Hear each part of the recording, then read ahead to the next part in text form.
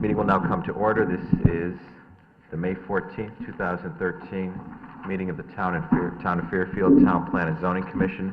I just note to the commissioners, we have a supplemental agenda. If we have time tonight, I'll entertain a motion later this evening before the curfew, depending on how we go, to take up those items. If not, they can go on another agenda.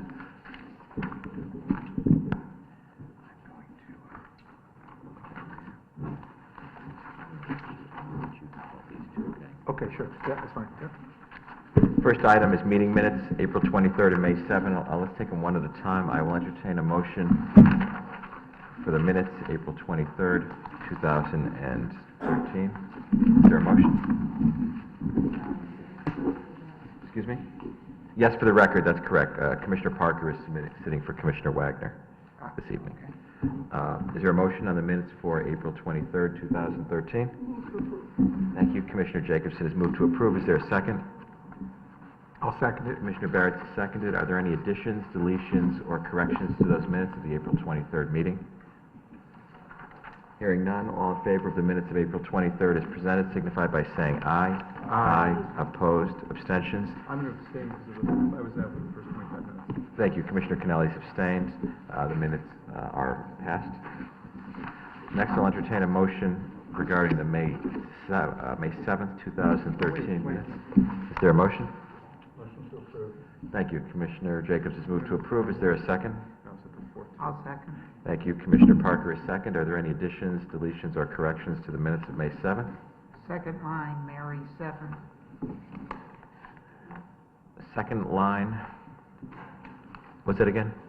Instead of May, it's Mary. A May, okay. Just a typo. Sure. Oh, you got that? There's an R before the Y and after the A.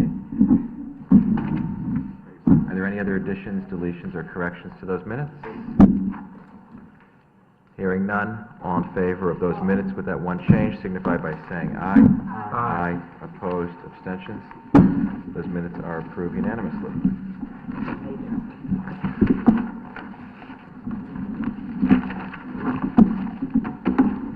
Next item, 682 Commerce Drive. Request of Paul Gustafson for a 50% release of a $19,430 bond pertaining to special exception improvements in a designed commercial district. Mr. Wendt? This is a property on Commerce Drive that's undergoing a renovation to be converted to a daycare facility as approved by this commission. The bulk of the bond was for drainage installation, which has been done. And you have a report from our engineering department concurring with the request for 50% release. Thank you, Mr. Wendt. Is there a motion on this? Thank you. Commissioner Jacobson has moved to approve the 50% release. Is there a second? I'll second, Mr. Chairman. Thank you, Mr. Kennelly. Commissioner Kennelly has seconded. Is there any discussion? Hearing none, all in favor of 682 Commerce Drive, request of Paul Gustafson for a 50% release of a $19,430 bond pertaining to special exception improvements in a designed commercial district, signify by saying aye. Aye. Opposed? Abstentions? Motion carries unanimously. We will now go to new applications to recommend to public hearing. First is 5060 Congress Street, re-subdivision application of Lynn and Susan Rotondo for 2 lots in a AAA zone. Mr. Wendt? I really don't have much here. This is that's about a 6-acre lot, proposing 2 lots with they're actually proposing an open space dedication to the Audubon Society, which owns adjacent land. Thank you. Is there a motion on this item? I'll move to move it to public hearing, Mr. Chair. Thank you. Commissioner Kennelly has moved this to public hearing. Is there a second? Second. Commissioner Jacobs has seconded. Is there any discussion? Hearing none, all in favor of referring 5060 Congress Street, re-subdivision application of Lynn and Susan Rotondo for 2 lots in a AAA zone to public hearing, signify by saying aye. Aye. Aye. Opposed? Abstentions? Carries unanimously. Next item, 680 Stilson Road, re-subdivision application of the estate of Joseph Cremona for 2 lots in an A zone.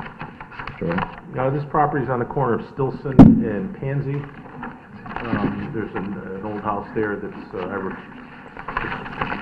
noteworthy for me because there's a couple of apple trees on that lot. But that's proposed subdivision into 2 lots. Okay, for the 2 lots with the apple trees. Is there a motion on this item? A motion to approve. To approve. Commissioner Canales moved to recommend this to public hearing. Is there a second? Commissioner Parker seconded. Any discussion? Hearing none, all in favor of referring to public hearing 680 Stilson Road subdivision application of the estate of Joseph Cremona for 2 lots in an A zone, signify by saying aye. Aye. Opposed, abstentions, carries unanimously. Next, 742 Kings Highway West, special permit application of J. Maxwell Soper for a 2-story garage office building in a design commercial district. Mr. Wynn. This property is near where Kings Highway West meets the Post Road in Southport.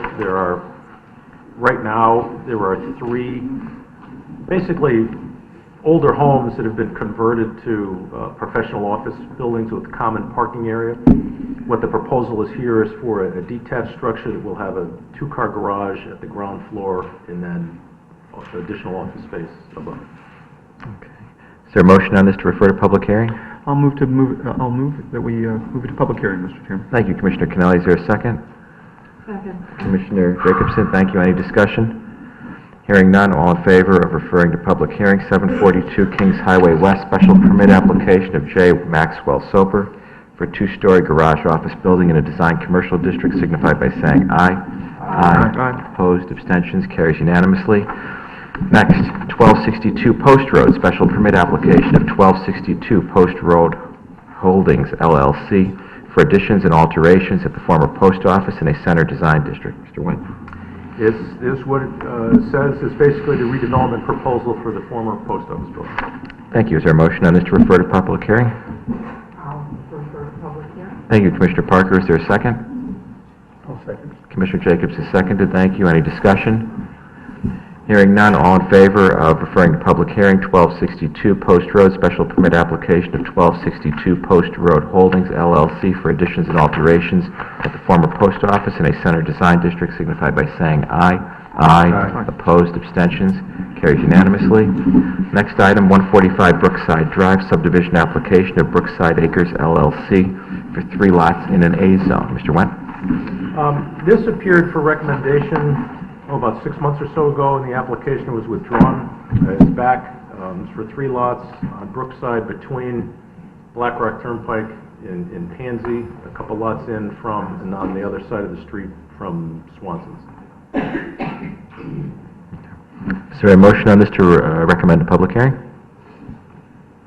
I'll move it to public hearing, Mr. Chairman. Thank you, Commissioner Canale. Is there a second?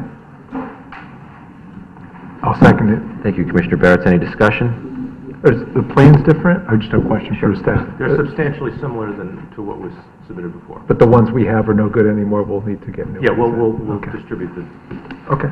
Thank you. Good question, Commissioner Barrett. Any further discussion? Hearing none, all in favor of referring to public hearing 145 Brookside Drive, subdivision application of Brookside Acres, LLC, for 3 lots in an A zone, signify by saying aye. Aye. Opposed, abstentions, carries unanimously. For the next 2, 3611 Post Road, I'm going to recuse myself and let Vice Chairman Barrett. Okay. The next 2, I'll read them together, because I believe Mr. Wendt will summarize them together. Is 3611 Post Road, zone change application of 3611 Post Road LLC to establish a design commercial district on land presently zoned design industrial in Residence B.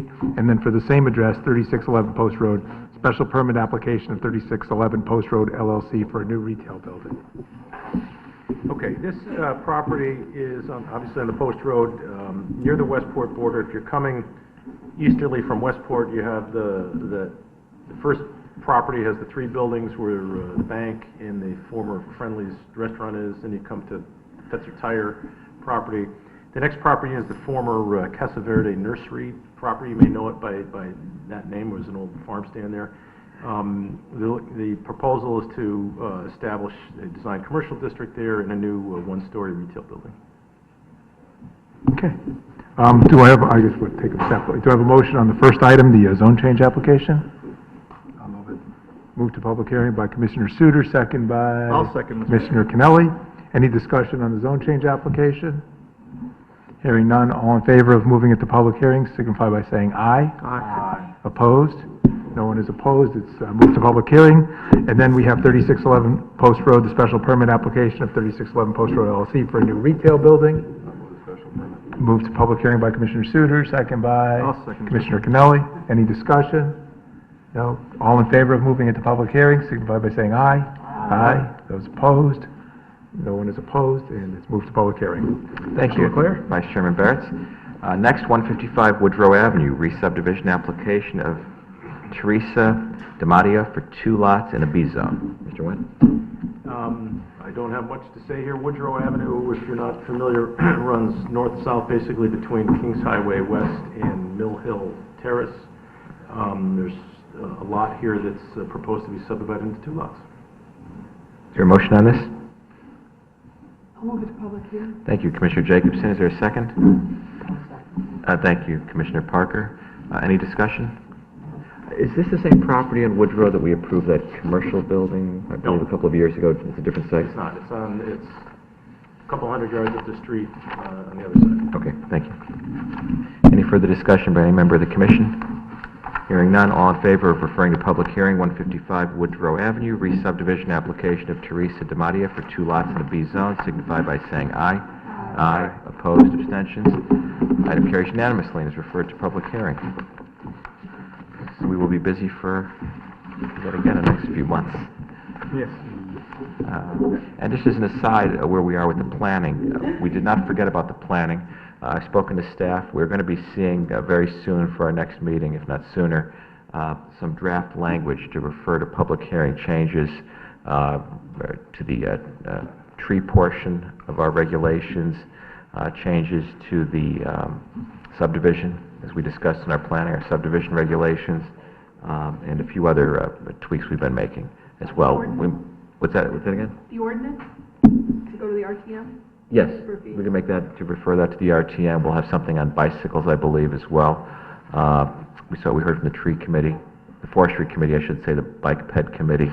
We've looked at subdivisions, and we may do something as well very soon on the Gateway West, at least to get something in front of us to talk about. So with that being said, I just know the arrival of Commissioner Wagner, so Commissioner Parker, you are off now, since we have a full contingent of regular commissioners, all of whom I should note were on the hearing for the next 3 items, Thorpe Street, either in person or watch the video and listen to the tapes for that. So we have 3 items for old business. What I will do is I will read all 3 of them, entertain a motion on those items first, and then we can discuss them together, and then but both separately. First, maybe let me read them all to the record first, and then we'll go to staff before the motion. The first is zoning regulation amendment, application of 185 Thorpe Street Corp. To amend sections 10.7.2 and 10.12. There were public hearings on March 26th, April 2nd, April 23rd, and May 7th. We have until July 11th to render a decision. Next item is 185 Thorpe Street, zone change application of 185 Thorpe Street Corp. To establish a designed residence district on land presently zoned designed industrial district. Public hearings on those same dates, March 26th, April 2nd, April 23rd, and May 7th. We also have until July 11th to decide. Third, 185 Thorpe Street, special permit and coastal site plan application of 185 Thorpe Street Corp. Pertaining to a 65-unit residential development. Public hearing dates, March 26th, April 2nd, April 23rd, and May 7th. Same expiration date, July 11th. Mr. Tomacic, please. All right, just very briefly, I will outline what was presented to the commission, then I'm going to give you a brief description about the sequence of action to be taken, and just some finding criteria. So again, as mentioned by the chairman, 185 Thorpe Street Corporation makes an application for permission to construct 65-unit residential community. The property comprises approximately 6.67 acres and currently contains several large buildings, a garage, an annex building, and an asphalt parking area. The property, as we all know, is currently located in a designed industrial district. Historically, the property had been used for industrial purposes, first as a location of Fairfield Lumber, a commercial industrial lumberyard, and most recently by United Rental for storage and maintenance of heavy construction equipment. The application before the commission seeks approval to remove existing buildings and asphalt parking area and construct a new residential community, again housing a total of 65 units. The four applications, and essentially there are four, are made to the commission in regard to proposed development. There are an application to amend the zoning map to change the zone of the subject property from design industrial district to design residential district. Two, an application for a text amendment to sections 10.7 and 10.12 of the regulations to allow certain modifications to the design residence district standards where the underlying property is a design industrial district, and three, a special permit and site plan approval for the construction, and as part of that, a coastal area management application because of its location in the coastal area as designated by the state of Connecticut. All right, there will be, as mentioned before, a sequence of review and action on these four applications. The first application to be considered would be the text amendment. The reason for this is that in order to establish the design residence district zone overlay, the application must be found consistent with certain design standards that are listed in the zoning regulations. The first amendment proposal is for section 710, currently, which requires that the property be developed property to be developed as a DRD must have frontage on a major or collector road.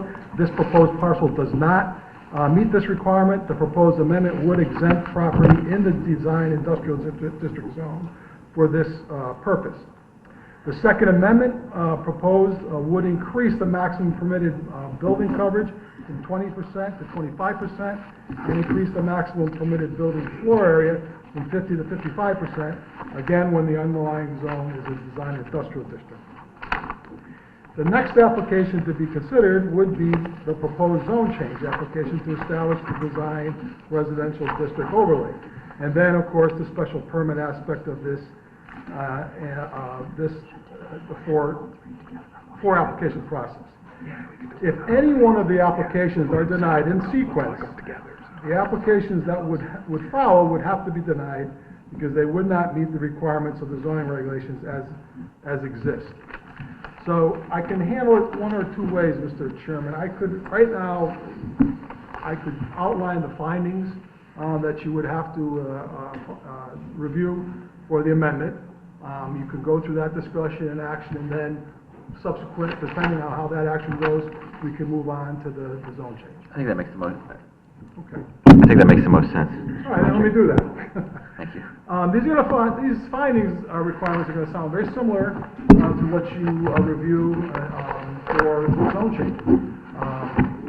These findings are established by the statutes, state statutes that enable and give this commission the power to amend their regulations, and also have been identified and outlined by court cases that have helped describe what the intent of the statutes were. So again, the first requirement, as with any zone change or amendment, is that the commission must find that it is consistent with the plan of conservation and development. As you know, there was a lot of discussion about certain sections in the regulations for your deliberation during the hearings. The second finding for the zone amendment should be you must find that time, experience, and reasonable planning for contemporary and future conditions indicate that the need for the proposed amendments. Third one, it has been demonstrated that the proposed zone amendment is warranted and would serve the general health, welfare, and safety of the town of Fairfield. The fourth one would be the proposed zone change promotes a level. The proposed zone amendment promotes a level of development that would serve to protect property values in the neighborhood and enhance the community. And the final one that you would consider, mostly because one of these amendments have to do with the kind of access requirement this development would have, you must find that the proposed zone amendment would not permit a level of development that would increase undue traffic congestion. So essentially, those are the findings that this commission must review in determining whether or not they want to approve these certain zone amendments. Thank you, Mr. Devanchik. At this time, I'll entertain a motion on all three of them combined so that we can discuss them, and then we'll go to separate votes Commissioner Kennelly. I'll move to approve for discussion purposes, Mr. Chairman, these 3 items, A, B, and C, under old business. Thank you, Commissioner Kennelly. Is there a second? I'll second it. Thank you, Commissioner Barretts. I'll open the floor to any discussion. Would you like to begin, Mr. Kennelly? Sure, thanks very much. Commissioner Mr. Kennelly.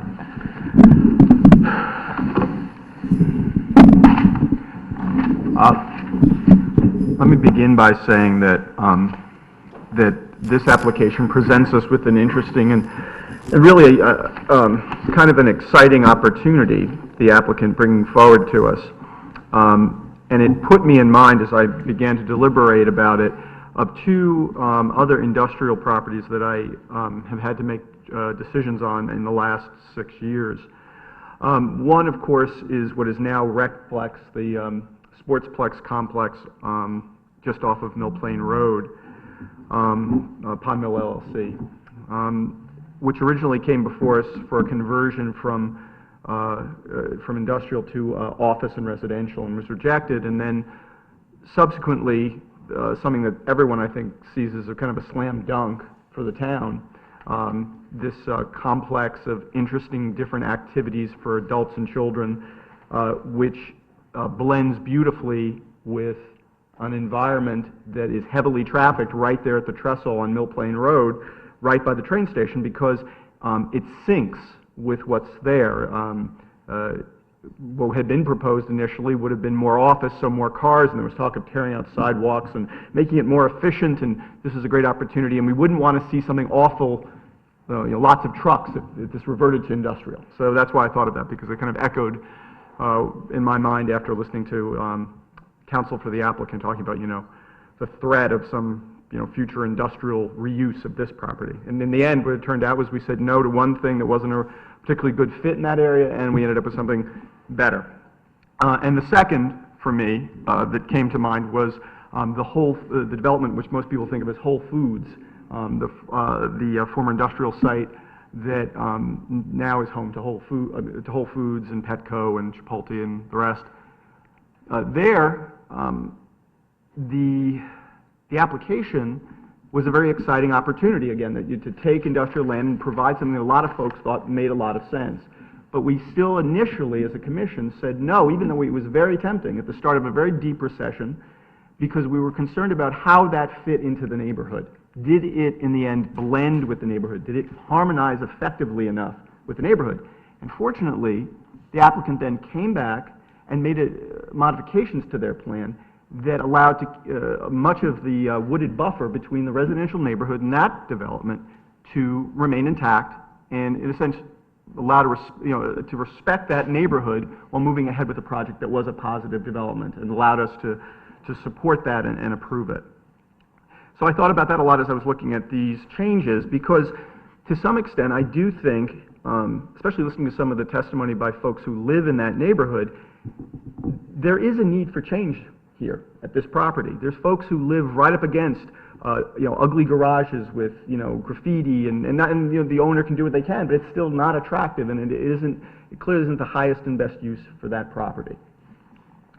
But that said, we have to ask ourselves, as we decide in our legislative capacity to change our zoning regulations, to look at the possibility of fitting this application in, because that's really what's going on here. I mean, if you look at what's being asked in terms of the change to the code, to a great extent, most of these things are marginal in terms of their changes, 50 to 55% of coverage or something like that. Although I would say the frontage issue is a significant one. So for me, I looked hard at this because I do think there would be value in seeing some sort of residential development on this site. And I would be open to some tweaking if it, again, had broad enough positive impact. It didn't do anything where we felt it was a negative. But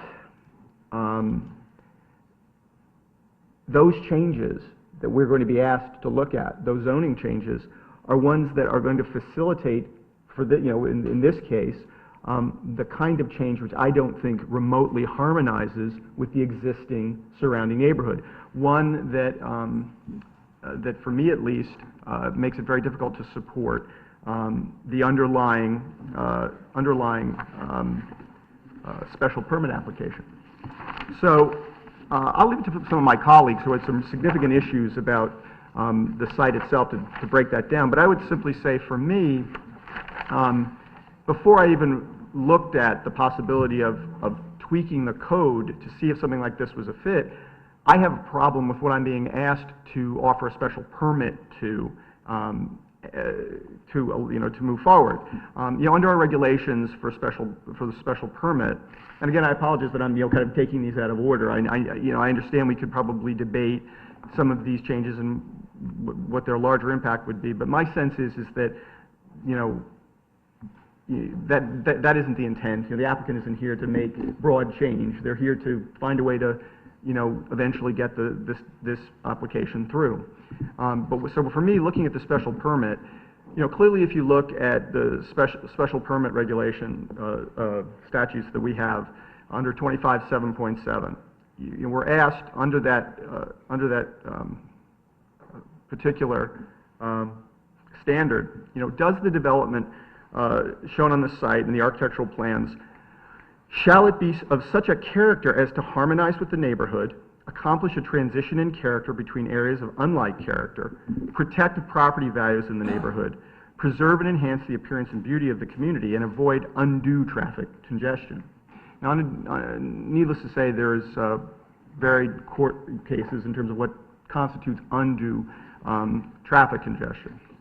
But and there was, the question is do you have to literally reach the level of unsafe before we as a commission can say that a particular development might lead to undue traffic congestion? My opinion is that this proposal definitely is going to lead to undue traffic congestion. It's 2 pounds of bologna in a 1 pound bag, just too much density here. Now, I understand that conversions from industrial allow up to 10 units per acre. But what are we talking about there? What was the intent of those regulations? The intent was to find some isolated industrial site, probably not near residences, and yeah, maybe there up to 10 units per acre might make sense. But this is a very unique case. This pocket of industrial land between the shore and those little bungalow homes, those densely packed in bungalow homes on mostly less than 1/4 of an acre, is not, in my view, an appropriate place for 10 units per acre, up to 10 units per acre, which is exactly what we're being asked for, 65 units and 6.5 acres. So, for me, I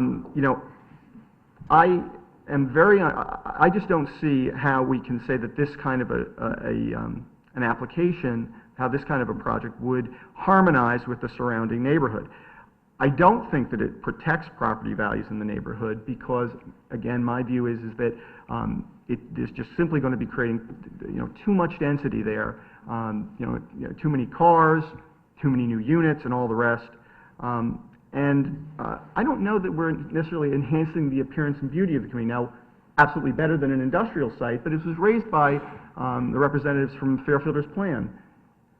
You're talking about, 4-story federal buildings, federal-style buildings on the water. I mean, it's Staten Island, in micro, I'm sorry to say. I don't mean to be snobby about it, but this is the kind of, the appropriate design, to me, is reflective of the shoreline character. And the federal design might work very well on the post road, but to me, a shorefront or right on the water development is one that ought to have the appropriate architectural design. But, this faux federal is meant in the sense to help with this effort to, increase the density to its maximum amount. So, to me, I can't support the special permit under 25.7.7. My view is we can pick apart these various requests in terms of the requests for changes in the zoning code, but inevitably, what we're really saying yes to isn't a sweeping approach to shake up how we're going to handle, conversions of industrial to residential here. We're really being offered a way to, in broad strokes, slide this 2 pounds of bologna into the 1 pound bag. And so I think when you look at the, the underlying project, you ask yourself, is this in harmony with the neighborhood? The answer is no. It is expensive to develop. There's, we heard from the counsel for the applicant that you could have remediation approaching, $4 million, to get it to residential standard. So we have to be realistic. But I'm not convinced that this plan, which maximizes every last inch, every last, square foot, to put as many units in there as possible, is an appropriate one, and I can't believe that some middle ground can't be found between what sits there now and what is being envisioned in the application before us. So I do not support this, and I do not support any of the zone amendments and zone changes that are requested to allow it to move forward. Thanks. Thank you, Commissioner Kennelly. I don't know, I'll defer if somebody else wants to go next. Okay, our gentleman who seconded Commissioner Barrett has deferred. Commissioner Jacobs. I will be a lot briefer. Oh, sorry. I looked at this as, just to start with, looking at the change to the regulations in the zone change. I, in midsummer, had sat in a meeting with FEMA, and they consistently were talking about us changing our zones to less dense anywhere near the water or anywhere in a flood zone. This is asking for more density. In each way, it's asking for more density. The applicant would not acknowledge anything about flooding and kept talking about moon tides, which has nothing to do with a storm. The federal government is fairly good when they make flood maps. We've seen that. They're pretty accurate. And they are saying that we should be lowering our density everywhere we can in the flood zone. And I do agree with them after this fall storm and what we saw happen with it. So I would not support the first two, and I wouldn't even get to the third, because I wouldn't support any increase of density in that area because of flooding. The other part of that was that I have to bring in is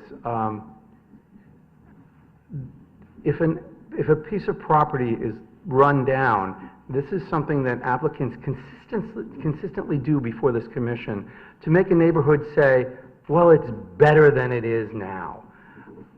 There is things called a blight ordinance, and when things get bad enough, people should be looking at blight ordinances to remedy them. Properties should be kept up, and it should be the responsibility of the owner of the property to keep them up.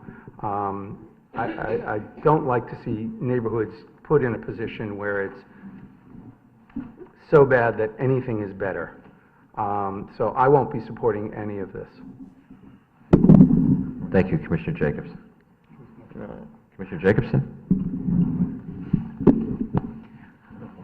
I agree with the comments of my colleagues. The application is too dense for this area. It is flood prone. It also, I'm very worried about the traffic and the congestion. So I will not be supporting any part of this application. Thank you. Thank you, Commissioner Jacobson. Commissioner Barrett? Yes, this was a difficult application. I mean, certainly we spent 4 nights here, and sometimes I was wondering whether we were really doing a service to the applicant with just prolonging it so much. I mean, I've got a sense after the first night with some of the questions I was hearing, I wasn't sure this was going to get approved, and yet we went on for 4 nights, and we heard from the neighbors. We kept the neighbors here for 4 nights as well. But in the end, I learned a lot, and I think whatever it was, I think it helped me to consider this application. And unlike what I first of all, I found a lot of positives with it. When I did the site visit, I was considered, first the high level. What is the best use for this property? Is it commercial? Do you see office or retail there? Do you want it to remain industrial? Do you want it to just stay in disrepair, or is it residential? I'm usually loath to add residential units to the town, because I know that with that comes just more people going more places, more traffic, not just on that street, but just in general. It's just not always something I'm looking to do, especially density. But in the right place with the right project, maybe so. But I do see that. I think the applicant made a good point. That a residential use, as Mr. Kennelly said, maybe is probably the best use for this property. Also, the vastness. Living here all this time, and I don't even know if the neighbors actually walk on that property. When you walk there, and I know Commissioner Parker was there the same day I visited, it's just amazing how big this is. This is a huge piece of property, and I don't think the answer is nothing there, just to leave it in disrepair for perpetuity. The applicant made a lot of good points about the application. There are positives, the less impervious surface, the protection for the marsh, stormwater management, and somewhat on the remediation. However, I still struggle with some of the aspects of the application. One is the text amendment about just not a major collector road. I just don't see the rationale. I mean, this is, regardless of what the traffic report, just having Thorpe Street, this small street with parking on both sides, be the only, that's not even close to a major collector road. So I'm kind of loath to waive that one at this time for this, because it is a dense development. I realize that's what our regulations allow. The other way, and I don't support, is the density or the size of the buildings in excess of our, just changing the regulations for this. I mean, Mr. Fallon made some excellent points that it does comply with, like you said, the 10 lots per acre, but then they still have to go with more, which I didn't see the rationale for that. I do have some concerns about the density on this particular property.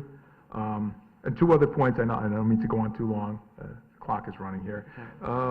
One is about the remediation. The applicant proposed $200,000. Now, money means nothing to us. It's really not the money. What I would need to see here is just that there was some plan in place. I don't care if it costs significantly less, that just some assurance that the town property and the property will both get remediated. Mr. Kennelly made an excellent point there. If you remediate this and leave that alone, how will that ever happen? It won't. So we need an application. Again, I don't know how they do that, but that's not my job to come to us that will have a comprehensive plan for mediation. Likewise, the traffic, the last thing. The residents made some good points. Yeah, I mean, funneling it off on Thorpe Street didn't seem a good idea. They didn't want it to come out Granville. Yet even those residents over there recognize, well, it's not fair to put that either. Well, these are the same residents that also, correctly cited that the remediation would be a welcome site, the reuse of the property would be a welcome site. They're living near a place in disrepair. So I think they even recognize that something needs to go there. I would just like to see a more, again, it can't be nothing, a comprehensive look at the traffic. It's not this or that, just some basic plan of traffic flow versus just putting it all there. I'm not saying you have to put it there, and I don't even know how this would work, but I was just uncomfortable with the plan as it was. So I found a lot of positives, but I don't think I could support it for those reasons I cited. Thank you, Commissioner Barrett. Commissioner Suter? Yes, like Commissioner Barrett, I had to struggle with this as well as Attorney Fallon said. This is a complex application. I spent a number of hours studying all the sessions, public sessions, and all the documents and the maps and everything else. The positives to me are that something does need to go there, and residential use, I think, is the best use of the property. Even a multiple condominium residence is not out of proportion to the neighborhood, which is a neighborhood of many small homes. And from a traffic point of view, the traffic is designed to go down Thorpe Street only. So even though Granville and Beaumont and Bungalow Street residents are concerned, I don't see any traffic flow over in those areas, and the emergency exit is going to be chained off. We can make that a condition of approval if we needed to. So I don't think that's a problem. The environmental testimony by the applicant was very strong and credible, and I think they have a good handle on the environmental problems, and they can solve the environmental problems. As the number of units, 65 initially struck me as a large number. On the other hand, it's a large piece of property. Our regulations were designed to allow 10 units per acre, and there had to be a reason for that. If they only wanted to allow 8, they would have said so. If they wanted to allow 12, they would have said that. So I think the applicant was not stretching things to design something for 65 units. The applicant is also faced with a very real problem of covering the developmental costs of the property, which are huge, as they pointed out. If it's $4 million, you divide that by 65 units, it's over $61,000 a unit to develop the property. And if you reduce the number of units, the incremental cost of bearing the remediation and all the other expenses goes up. So it's a problematic piece of property. And industrial lots in general are problematic. Most of them need remediation of one sort or another. And the Whole Foods application, there was a tremendous amount of remediation done. I think the cost for remediating that was over $20 million. They did a wonderful job, but it cost a fortune. And that would be true of most industrial properties. And initially, I was opposed to any change in zoning regulations that's going to benefit a particular applicant. On the other hand, there are good policy reasons for approving small changes in such an amendment to accommodate the special problems of industrial properties. I think Attorney Fallon had a good argument there. And we permit larger lot coverage and floor area coverage for both elderly housing and affordable housing. So we've made exceptions in other cases. So I think his suggestion that we amend the regulations by 5% as an increase in both areas is a reasonable one. On the other hand, we have the problem of flooding in that area. There were a number of people who talked about the fact that there is flooding. A former industrial tenant of the lumber company had to move lumber when there was flooding. If there's flooding, the garages will certainly be flooded. Now, this is not a threat to people, but it's, of course, a threat to property. And who knows what kind of storms will come in the future. So we have that great unknown, and I think Commissioner Jacobs was right to point that out. The future is unknown when it comes to flooding. Even though I couldn't find any strong rational basis for voting against this, the flooding bothers me, and just the unknowns in the property bother me as well. So that's where I come out. Thank you, Commissioner Suter. Commissioner Wagner? Thanks. I'll be brief. I know that a lot's been said here. I agree with most of the comments, particularly with Commissioner Barrett's.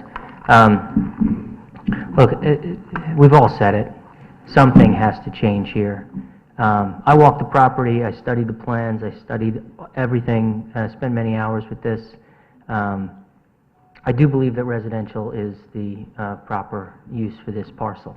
I don't think that converting this commercial and having commercial traffic up and down Thorpe Street in and out would be any better. I think that, frankly, the traffic numbers would probably be higher on the analysis. So, I don't think that the residents really want to see that either. The other thing with commercial is you need to be building some height and some mass to have an impact so that there's a presence to draw people. And I don't think that the situation here calls for a commercial development. I don't think the residents want to see an industrial complex going back up here. So residential is definitely the way to go. This is a problem property, though, because of the remediation that's necessary. I agree that the tweaks to the code are likely supported. I thought that the applicant made very persuasive arguments that we can act in our legislative function to give relief so that there can be additional development to compensate for what they need to do to develop the property. And we need to support that. We need to support that as a commission and as a town in order to see some fundamental change for the better. But as has been echoed here, I need to contrast that with the facts of this application, which I can't support. And I say that directly to the applicant to say, please come back. Please revisit this and work with staff and try to find some accommodation here, because we did hear from members of the community that were expressing concern about the property and wanting to see change, but frankly, the size of the buildings was too much to bear. So, I'm mixing some of the voting here because I know we're just talking about the text amendment, right? And so, were there any other properties in town that would be affected by the text amendment? We haven't specifically reviewed that, but I believe just because the exemption was for, or the amendments would adhere to a design industrial, I'm assuming there are. Yeah. I just don't know specifically. Right. And so, the fact that the feeder road exception, is of concern to me. So, those are my issues in a very general sense, but I really do want to sincerely encourage the applicant to, not abandon this. There have been some great strides here that have been made, and particularly in recognition of the use of the town land and the effort to cooperate in cleaning that up as part of the overall project, restoring the marshland and the environmental issues, removing 6 acres of impervious surface and installing a state-of-the-art groundwater retention and stormwater system. I mean, these are all tremendous benefits to, not just the applicant, but the town. I mean, they propose to, replace sewage systems for the benefit of the town as well. We can't overlook that as a town, as a commission, or as a town. And so, with this vote, I would just like to sincerely say that I hope the applicant works with the staff and the commission and the residents and finds a solution here. I'd really like to see that happen. So, thank you. Thank you, Commissioner Wagner. Commissioner Sutter? Yeah. Also, just one more thing. I think to reinforce what Commissioner Wagner said, the applicant really has to work with the town to make sure that that town property is remediated before they can go forward with any kind of development. It's really a crucial issue. Thank you, Commissioner Sutter. Just one last comment, and on behalf of the Commission, I thank the applicant for what was a detailed presentation and a thorough presentation, and the public for their patience, their courtesy, and their very thoughtful comment and presentations as well. That being said, personally, I just don't agree with the regulation change and the changes, especially as to the major or collector road status. I don't think it's appropriate in general, and I don't think it's appropriate, more importantly, for this particular site. I think we're just asking for a huge traffic problem on Mill Plain and the Post Road, because, the more cars we put out from Thorpe Street heading northbound into that intersection, and I drive that way. I just drove there this weekend again, going to one of the businesses on Thorpe Street. When one comes out of Thorpe Street with a green light to go straight, either under the highway or onto Carter Henry Drive, that effectively stops the cars from coming under the underpass from going left onto the Post Road. And that's going to cause a larger backup. While it's not a normal intersection, because those cars coming out of Thorpe, the more cars we put on Thorpe, and this development would put a lot on Thorpe, are going to cause an even bigger backup on Mill Plain Road, because the cars can't come out of the underpass. There's nowhere to go while the cars funnel out of Thorpe Street one after another, because all it takes is that first car turning left, and most of them turn left or right. It's just going to cause a backup there. I don't feel the zone change is appropriate either, but I don't even get there because I don't agree that the regulations should be changed.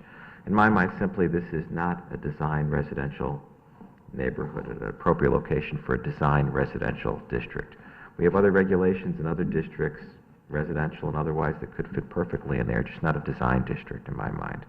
But I don't even get through the regulation change, so that's my thoughts.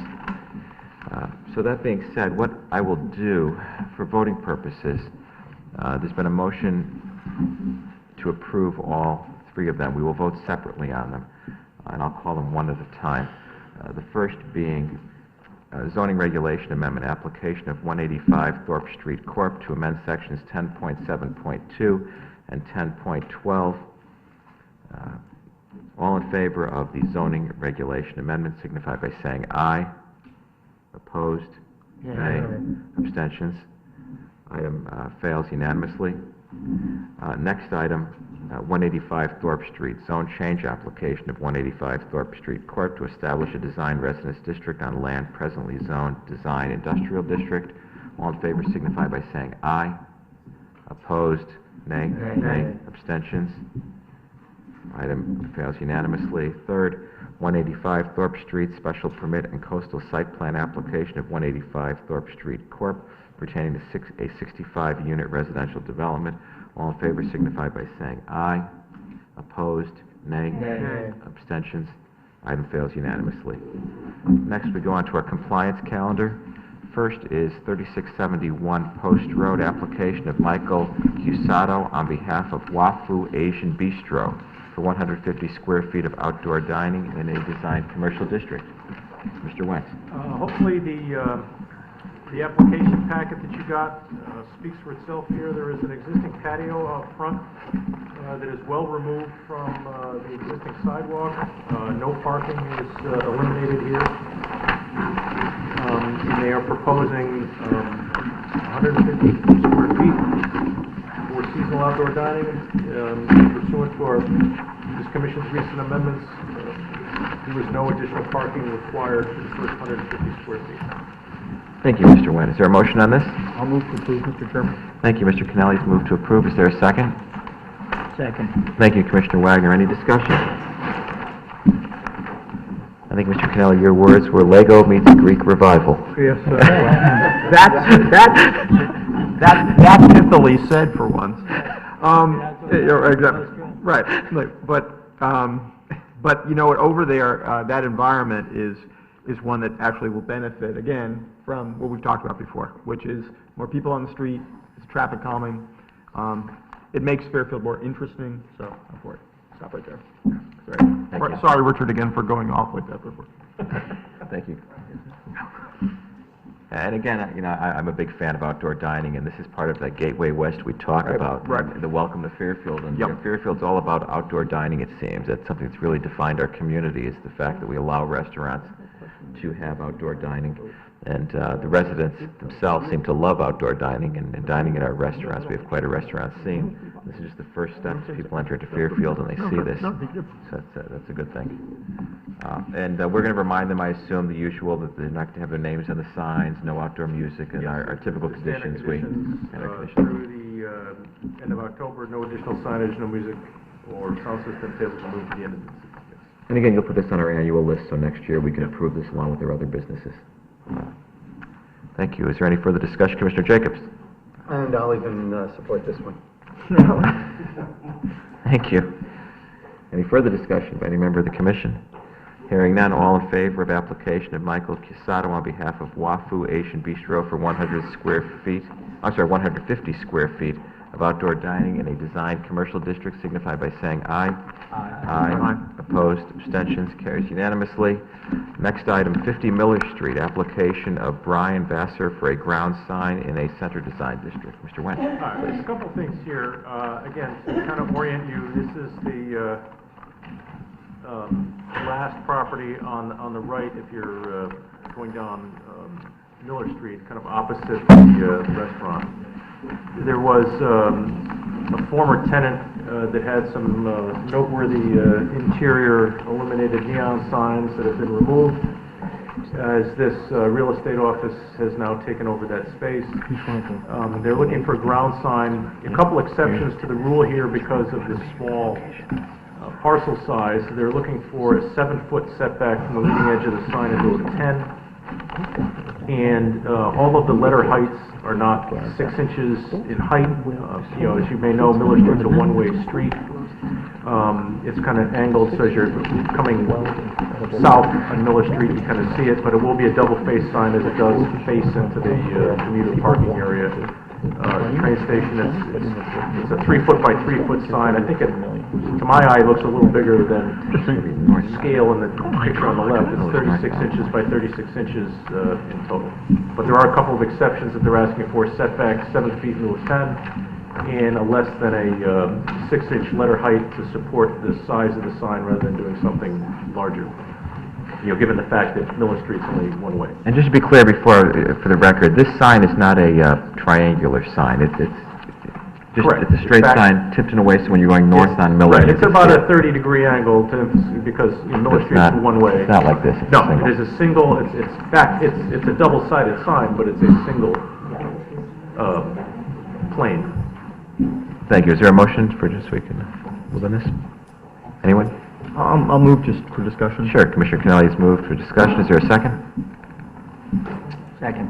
Thank you, Commissioner Wagner. Any discussion? Commissioner Suter, you had... Yeah, there's no number on this sign also. There has to be a street number on this sign. Required by regulation. Absolutely. You are correct. That is, they would be required to put the number 54 on there should you see to approve. And also technically it's a pole sign, I believe, not a ground sign. Well, it's an interesting. I think an amendment to our regulations recently, I think, probably eliminates the difference between the two, since pole signs are required to have 2 poles. So I think that's technically correct. How big is their setback? 7 feet. They're proposing 7 feet from the edge of the sidewalk to the leading edge of the Right, but sign. how big is it in total? I mean, that's it, that's all. Wait, by setback, do you mean what our regulation requires for the distance back, or how much? I mean, they own a lot more property than 7 feet back. It's just that. Yeah. Well, that That's would your put question. it pretty close to the edge of their first parking space there.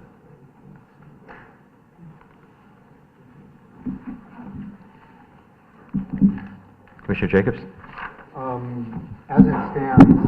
As it stands right now, without a number on it, and it being, asking for the 7-foot waiver, I wouldn't be supporting it. We have regulations for a reason, and they should meet our regulations. I would want to see them go to the 10-foot setback and have the sign.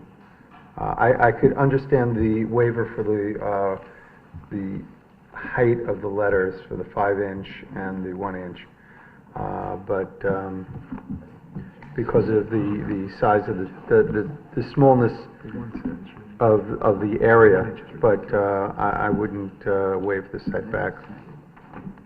I wouldn't be supportive of it. Thank you, Commissioner Doesn't the setback have to go on, from both sides here? I mean, it's setback from the sidewalk, but there's pavement, there's parking spaces on the right-hand side of the picture, right? That's the How- parking how- lot, I guess. Yeah, how far in from the parking lot there to the sign is it? I see the Well, handwritten there's 7 not, feet. there's not a side yard setback requirement. The only setback requirement is from the From front that side of the street, line. got it.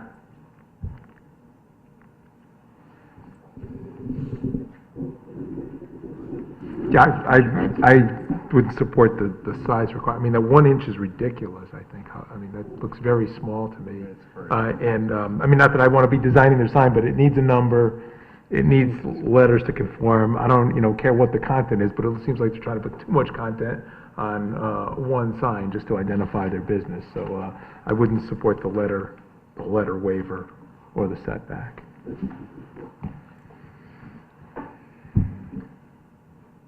I think Mr. Suter has. Commissioner Suter, I'm sorry, I didn't see you. I think the sign has a sufficient number of problems that we should deny the application and see what they come back with.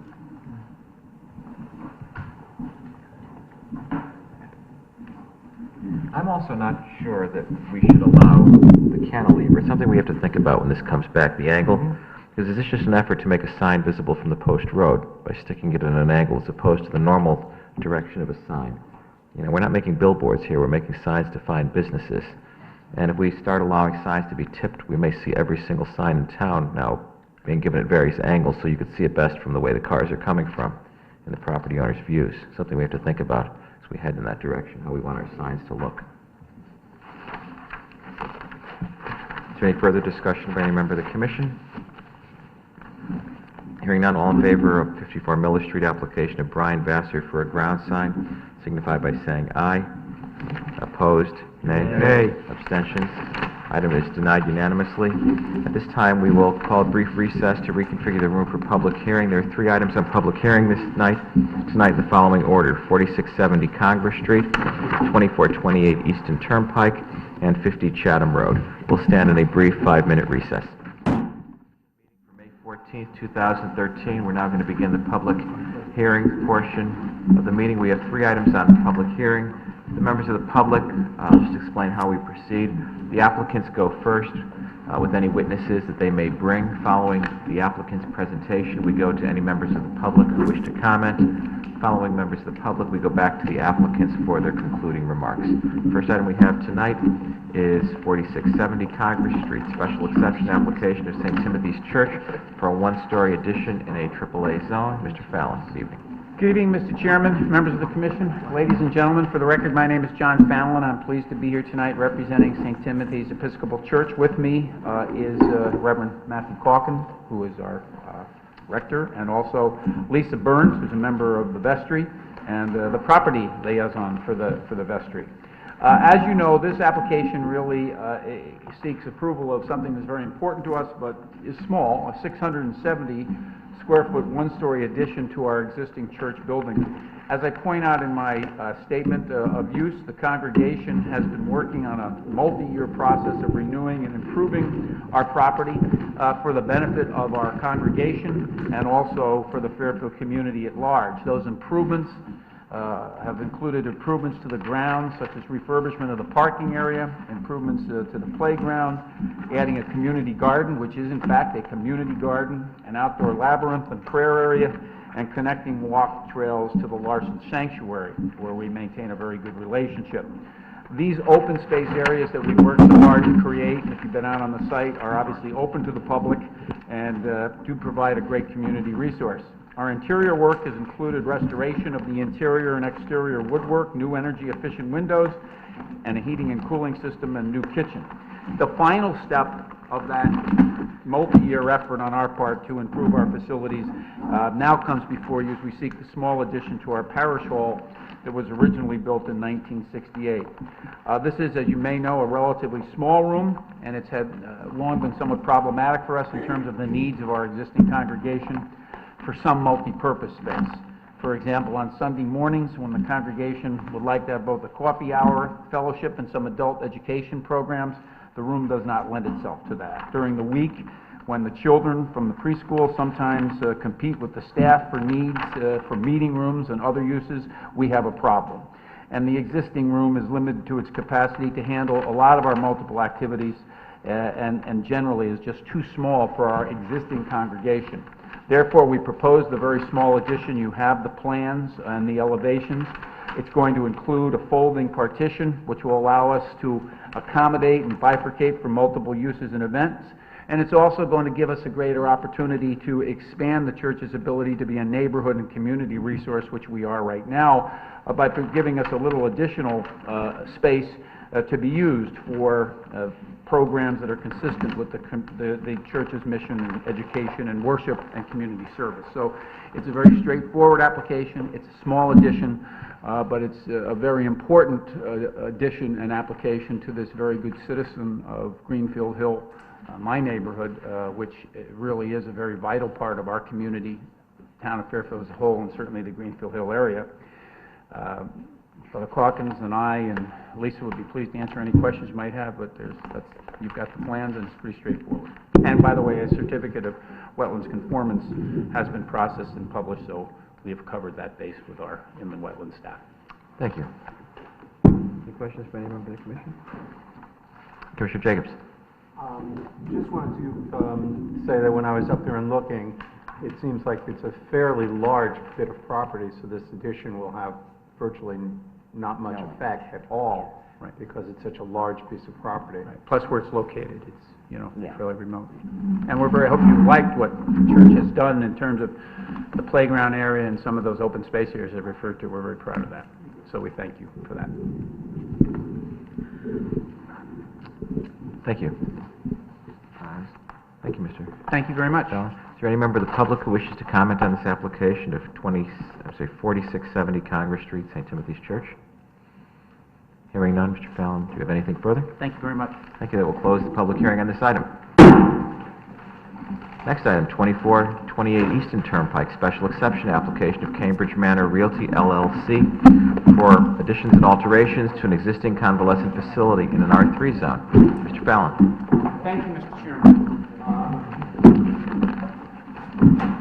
For the record, I'm John Fallon, and I'm here on this second application representing Cambridge Manor Realty LLC, who are the owners of the Cambridge Manor nursing home located at 2428 Eastern Turnpike.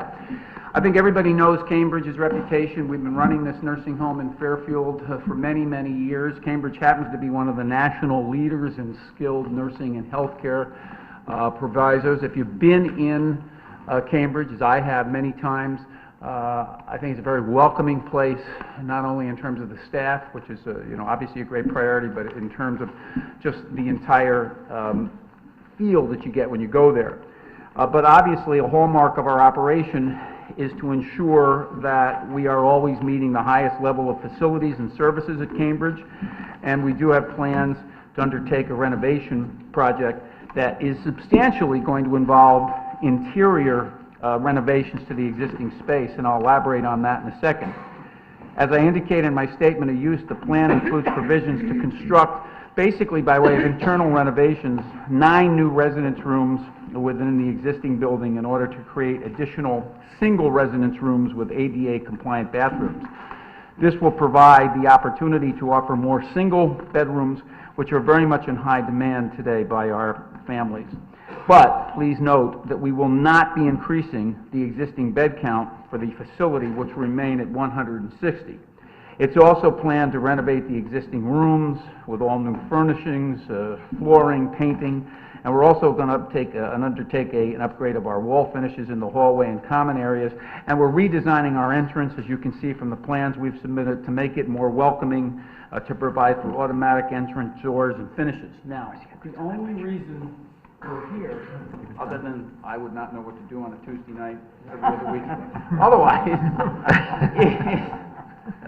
all of these things I have described to you are taking place inside the existing building, except for this little green dot, which is, I think it's in the material, 740 square feet addition, which is going to allow us to create, I believe it's 2 additional residential rooms. Other than that, it'd be an internal renovation. So the 2 things that are really before you are that small 706 square foot addition, and also we're making what I think are some very nice changes to the facade. But other than that, it's all internal. With me here tonight, if you would have any questions, is first Mr. William Thompson, who's our administrator at Cambridge Manor. Secondly, Michael Hurlins, who's our architect. Joe Lenahan could not be here from Fuss & O'Neill tonight because he's on his vacations, but Vincenzo Ciravalotti, I did that better when I was practicing, from Fuss & O'Neill, and they're our site engineers, so they're here too. A couple of housekeeping items. On December 13, 2012, the Conservation Department did approve a certificate of wetlands conformance for this work. On March 7, 2013, the Zoning Board of Appeals, after public hearing, granted variances to Section 5.2.5. They allowed a minor increase in coverage to accommodate what I just showed you, from 15.12% to 15.45%, and a similar very small increase in floor area ratio from 30.42% to 30.74%. They were rather de minimis, but nonetheless, we did get those variances, and we appreciate that. This is a wonderful facility. Obviously, if you've had loved ones there, you know the kind of care they get, you know how the place is maintained. What makes Cambridge successful, as I said at the beginning, and this is my summary, is that they have a commitment to ensuring that their facilities and their care are always a notch above. In this case, it was time to renovate the interior facility here. I think when you go after this renovation is done, although I love the place and the warmth of it now, you're going to be very impressed, and each and every room will feel the benefit of this. The small addition is very helpful because it'll provide 2 much more needed skilled nursing beds in this particular area in our town. So we'd be pleased to answer any questions you might have about this. We hope you'll be favorably disposed to approve it. Thank you. Commissioner Sutter? Oh, yeah, Mr. Fallon, as I recall, the number of beds that a hospital can have is set by the State Department of Health. It is. Correct? Certificate of So they need. couldn't go beyond the 160 without getting special permission? Correct. Okay. And we did not choose to do that. And secondly, this change is probably driven by market conditions. I mean, the single bedrooms? Yes. Absolutely. Right. That was one of the main things that, you know, that would have been done anyway because it was time to refurbish the interiors cosmetically, but yes, that's a real market demand right As I now. recall, the Jewish home had the same situation. Yep. People want single rooms if they can get them. Thank you. Commissioner Jacobs? Just explain to me, if you're not increasing, or almost not increasing by a very small amount, the square footage of the building, and you're not changing the number of beds, how are you getting single rooms from double rooms? Well, Michael, you It's can't walk magic. this way. We actually have a floor plan we can show you.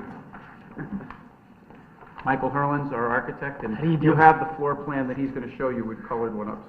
Well, the,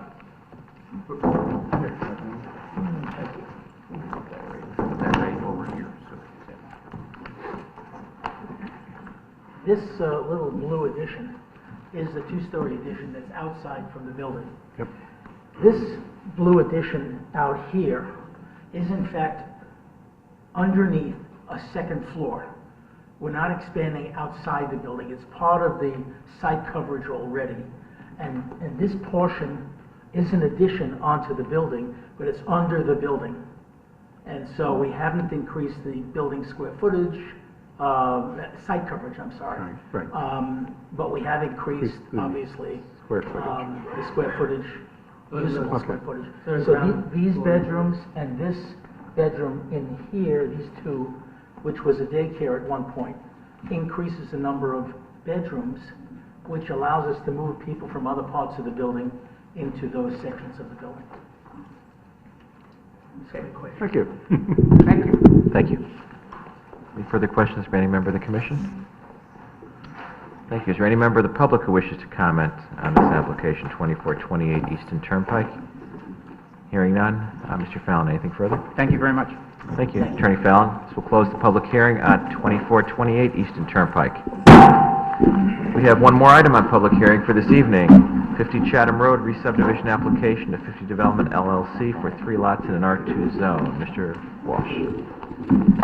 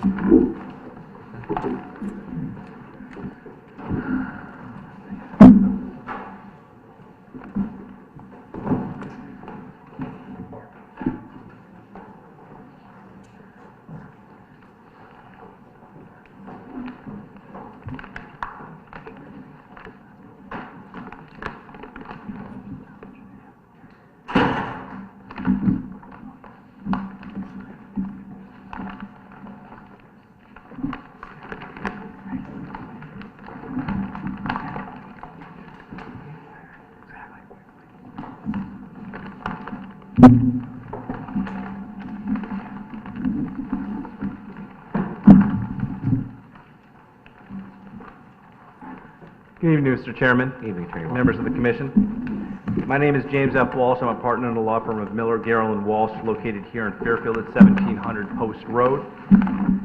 I'm representing the applicant, 50 Development LLC.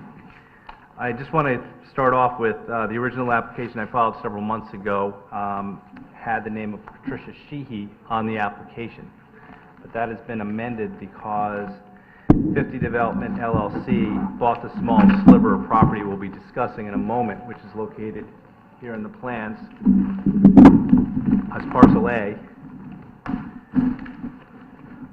And for the record, we have this evening received a second set of drawings, both dated January 31st, 2012. I don't see a revision date on it, but we were told by staff that the ones we were provided this evening is in fact a revision that does make a name change, I believe, on the property. Yes, it makes a name change and a couple of other recommendations made by Laura Poley, the town engineer, that she just came up with several days ago. So we should ignore the prior sheets that were provided and just work off the new ones? Yeah, you should work off the new ones. 92 Chatham is no longer involved. It's all now part of 50 Chatham Road, and all owned by 50 Development LLC. And actually, the new drawings, actually, maybe through staff to make sure we have the right set. The drawings we were handed tonight appear to have the same date, January 31st, 2012, and they still have the owner as Patricia Sheehy on them. So did we get the wrong set? Maybe Attorney Walsh, if you want to come and let me show you, or Mr. Paterno, if you want to see what we've been handed, maybe let's make sure we got the right, we were handed the right. November 28th. Mr. Paterno, if you want to just come here and take a look. We were handed this tonight. I've got one thing, fine. This has, For the record, my name is Mike Paterno. I'm licensed land surveyor and professional engineer. The first sheet on the set that staff gave the commission, the reason it says she/he is this first sheet is the record map that the land deal, that was the transaction. So this is a copy of the record map that's on file. That's the reason she/he shows up only on this first sheet. Maybe you just want to take, I'll just pause for a second here. Why don't you look through the sheets that we were given, Mr. Petrola, and just make sure that we've got the right set. I just want to make sure we have a clear set for the record, that's all. And just take your time, you have a minute if you need it.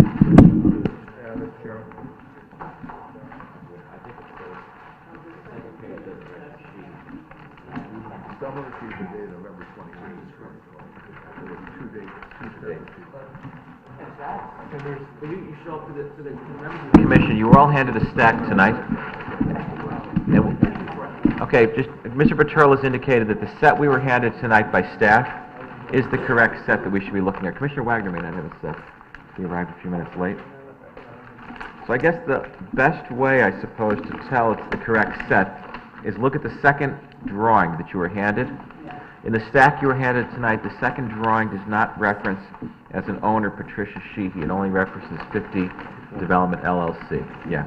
Right there.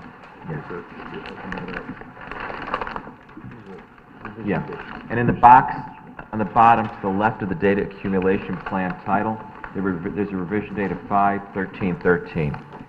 So all the commission has the correct drawings. The second page, the second map, the data accumulation plan, if one were to look, fold the sheet a little bit and look to the left, there's a triangle with the number 1 in it, and it shows a revision of 5/13/13. I'll show you where it is. Wait, could you just show Attorney Walsh, on this right here, on the second sheet? Yep. If the commissioners look right there, where I'm pointing, you should have a date of 5/13/13. If you have that, that's the correct set. You could disregard or throw out or return to staff the first set of drawings, just so you're all looking at the right drawings. Yeah, the old set, I'll just collect them. It's easy.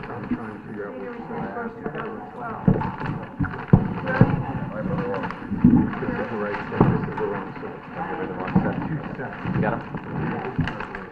I'll give you the rock set. I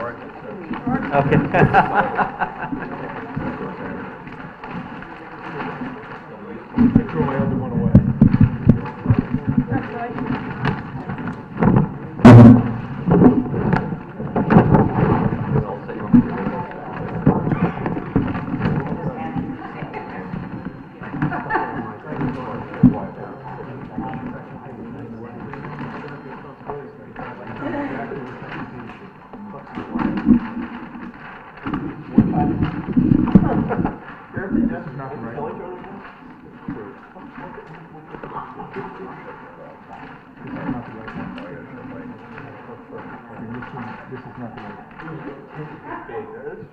Do I get another set for, do you have another new set for Mr. Suter? Do you have another new set? I'll give it to Doug, maybe make it easier.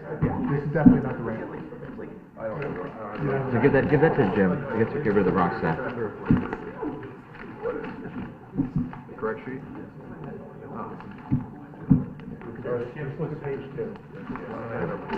This is the wrong set, let's just get rid of this.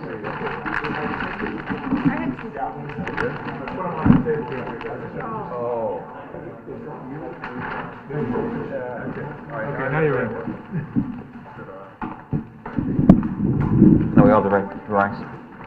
Okay, now we can begin. in the box. Thank you, Attorney Walsh, I think we're all set with it, we have the right Great. drawings. Sorry for the confusion. So to be clear again,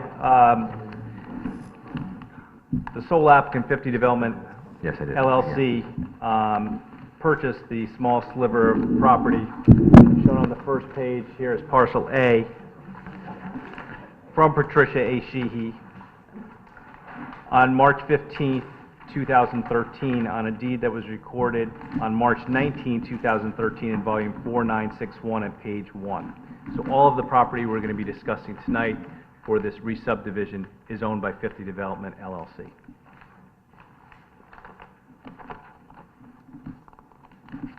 With me here tonight is Paul Stone and Jay Borkowski, both of 50 Development LLC. and they're here to answer any questions that you might have. And Michael Galante of Frederick P. Associates, and Mike Buturla, a professional engineer with the Huntington Company. This is a simple application that takes a single piece of property that consists of 3 previously approved lots on an approved subdivision map that was approved by this commission in 1950, that were put together and acquired by a single owner over time, and seeks to re-subdivide them into 3 compliant lots along almost the same lot lines as previously approved. The only difference is that this piece, called Parcel A on your first map, was acquired in March of this year. This makes the total lot size 42,009 square feet. And this application seeks to re-subdivide the property into 3 lots. Lot 1 would be 14,003 square feet. Lot 2 is 14,000 square feet exactly, and Lot 3 is 14,006 square feet.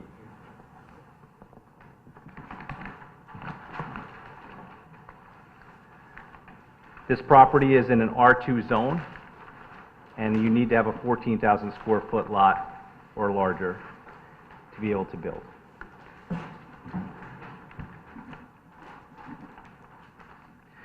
This application complies with all of your subdivision requirements and will not require any variances for any of these proposed lots.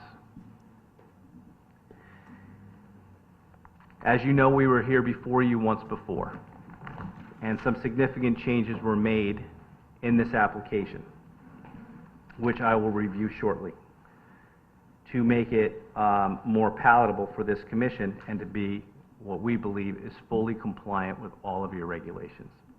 And we'll be going into that in greater detail.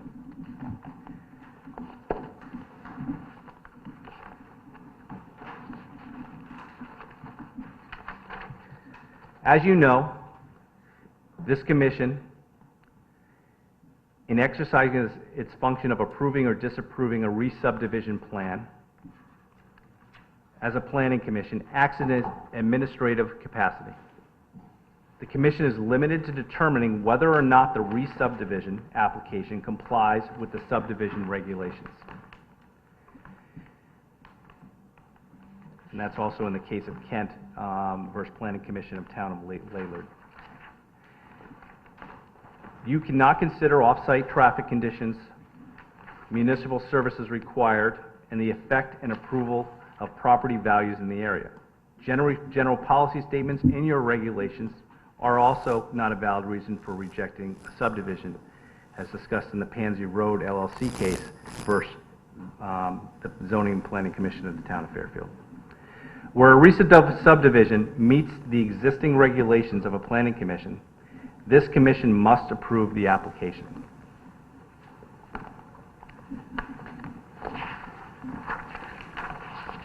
And we're going to show you tonight that we do meet all of those requirements. What I wanted to do tonight to start off with, just so we did this the last time, but just to bring everybody up to speed, I'm going to hand in a title search, if you don't mind, and then I'm going to pass out some various maps to show you what the previous approved condition was and then where we're going. May I approach, Mr. Chairman? Yes. I only have one title search, but the maps are really what I'm going to be discussing. So we hand it all Why don't you hand this search to Commissioner Neely, and we'll pass it around. It'll make its way over to staff. Thank you.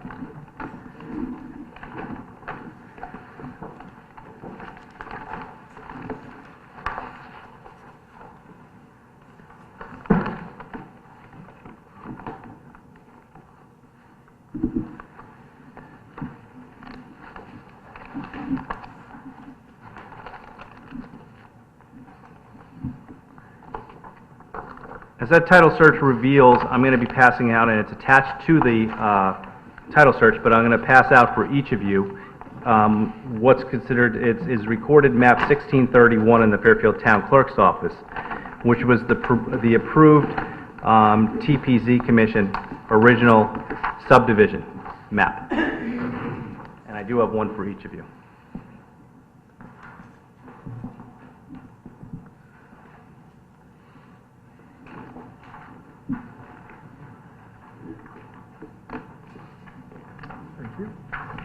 Thank you.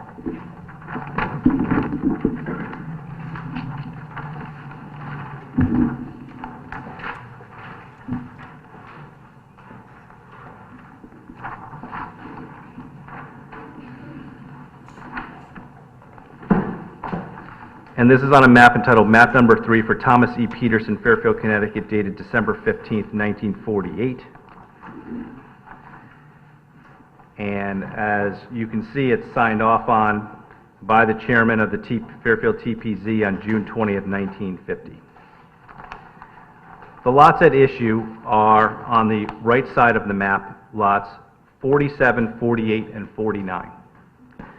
Additionally, there is that small sliver of what is there on lot 46, which is, once again, right here listed as parcel A on the plans. That was recently acquired. That brings the total square footage of this now one parcel up to 42,009 square feet.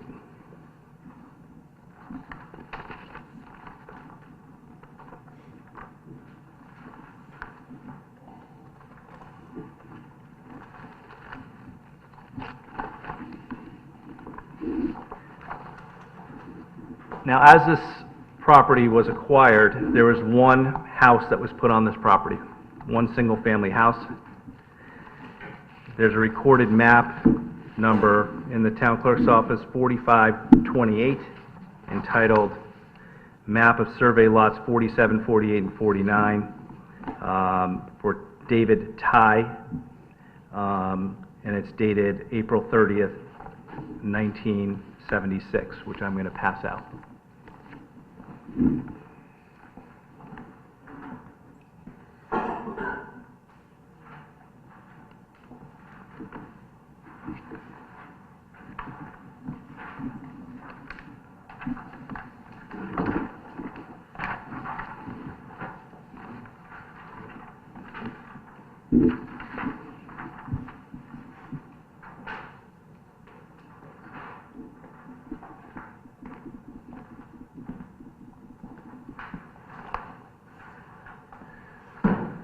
This map shows the 3 approved lots, and it shows the house where it was located. Along the way, a swimming pool was added to the left side of the property and a garage to the right, but basically there was a single-family house on that property until approximately 18 months or so ago, an arsonist came and basically burned the house down. Basically, they burned it down twice, actually. He started, and he didn't think he did a good enough job and came back. If many of you have seen that in the paper, as he torched a number of houses around our fine town. That house has since been, under my client's ownership, has since been removed from the property, and the property is basically vacant as we sit here today. And it is my client's plan. Well, I'll show you this. This is page 2 of the maps that you have. Basically shows the single-family residence that was there. Shows the swimming pool. Shows the garage that was added on.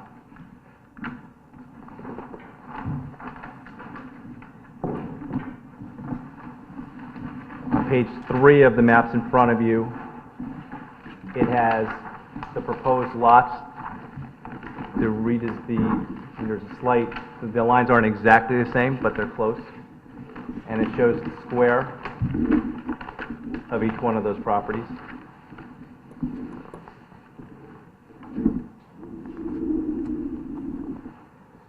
And then on the 4th page before you, it actually shows our proposed building lots and where the structures are going to go, including where the where the driveways are going to be for sightline purposes, and the fact, some of the major changes that were made since the last time that we heard, and we wanted to cooperate with you, is we put in these larger driveway aprons that has a turnaround, so that each of the cars can come and back out and do a three-point turn, so that each of the cars can go out, drive out of the, face first out of their driveways. And that's on all three of the lots. The other major change was we took the water detention system and moved it outside the square. Well, it was our thought the last time that we were permissible to do what we did under the regulations. We heard that some members had a problem with it. It was one of the reasons for denial of the previous application. So the detention systems are no longer within the square. They are outside of the square. We also moved the location of the driveways and of the proposed houses to maximize the sightline distances. And Mr. Galante will discuss that during his presentation here tonight. And I'll get into some other things regarding yard drains and putting in some berms that the staff of the engineering department recommended a little bit later on when Mr. Buterlo is making his presentation. But at this point in time, this new plan meets all of the requirements of your regulations. I'm going to, I'd have to apologize for one of my clients, Arnold Karp, who was before you the last time, who's the builder, was unable to make it here this evening, and he regrets that. He's on the board of the YMCA, and they had a very important meeting tonight, so he was unable to make it.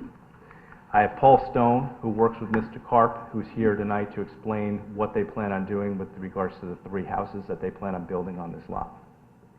And we also have, similar to what you've seen prior, but we'll have them shown to you again, what the proposed houses that they plan on designing and placing on the property are. Excuse me. My name is Paul Stone. I work with 50 Development, LLC, and with Karp Associates. Been in the industry since the early 80s. I'm going to hold this up here. Okay. Do you want to put them on the board? Yeah, for television, if you could put them on the easel. Sure. Is that better? So, been working in the industry since the early 80s. I actually started with historical renovations in Manhattan, doing a number of interior renovations, moved to Connecticut, and we've built and renovated a number of homes in the Fairfield County area. We like to think that we have an aesthetic sensibility that I think most builders lack, and so we actually give a concerted thought process to what we actually put on a lot, be it renovation, expanding an existing footprint, or if it's putting a brand new house on, much like this. So we're still developing, but this gives you the idea of some of the colonial New England charm that we're looking for. This is one example, if you want to show the other ones, using different architectural features to maximize the charm in each one of the lots that we would be developing. So there are 3 lots here. We try to stay away from the cookie cutter approach. We actually, I think our brokers appreciate that because they want to distinguish them, the different lots from each other. Can we see the next one? So working with architects and with brokers, using a variety of techniques to give it the charm that it deserves and to fit into the neighborhood so that we're not looking like we're repeating ourselves, something that each one has its own unique character and charm and the curb appeal that I think every buyer is looking for. New homeowners like to have sort of their own unique statement and feel for their house. They don't want to look like their neighbors. yet it has to look like it belongs to the neighborhood. So we've actually, since the 90s, we've actually got a bunch of home builders awards from the state of Connecticut for doing just that, which is to build homes that our peers and realtors actually appreciate, and we actually have gotten a number of awards for that. I think we're up, our count total for our awards from our organization through Carp Associates and its affiliates, it's over 20 awards. You can actually see that on our website as well. But this is the kind of thing that we're looking to build on Chatham Road. Again, we haven't finalized the development, but this is sort of the thought process and the schematic that we're working with right now. So, does anyone have any questions on? Thank you. Okay. Commissioner Parker? Question on it. In terms of this sort of design that you're bringing into this neighborhood, did you even consider the existing homes, which all tend to be on that Sure, that's level? part of the whole process. With the architect and the realtors, it's to build something that has the charm. I mean, you're not going to try to copy an existing house, but certainly fitting in with a neighborhood is one of the key goals in this project and any project that we do. Okay. Mr. Jacobs?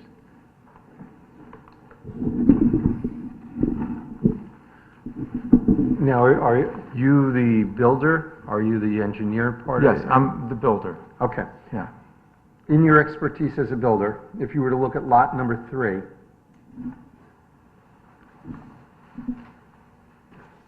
can I use your pointer? How do I do this? Push the button. And name it. Wait for yourself. Okay, you've got a square. Is it buildable in that far corner with that type of a slope? Is that a buildable area, or is that too steep to be a buildable area? It's not too steep, no, and I think the engineer can comment more specifically on it, but it's not too steep. No.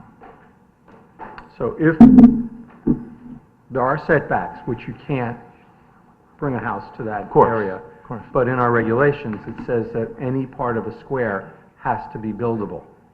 So that was my question, is, so it is a buildable, every part of the square is buildable.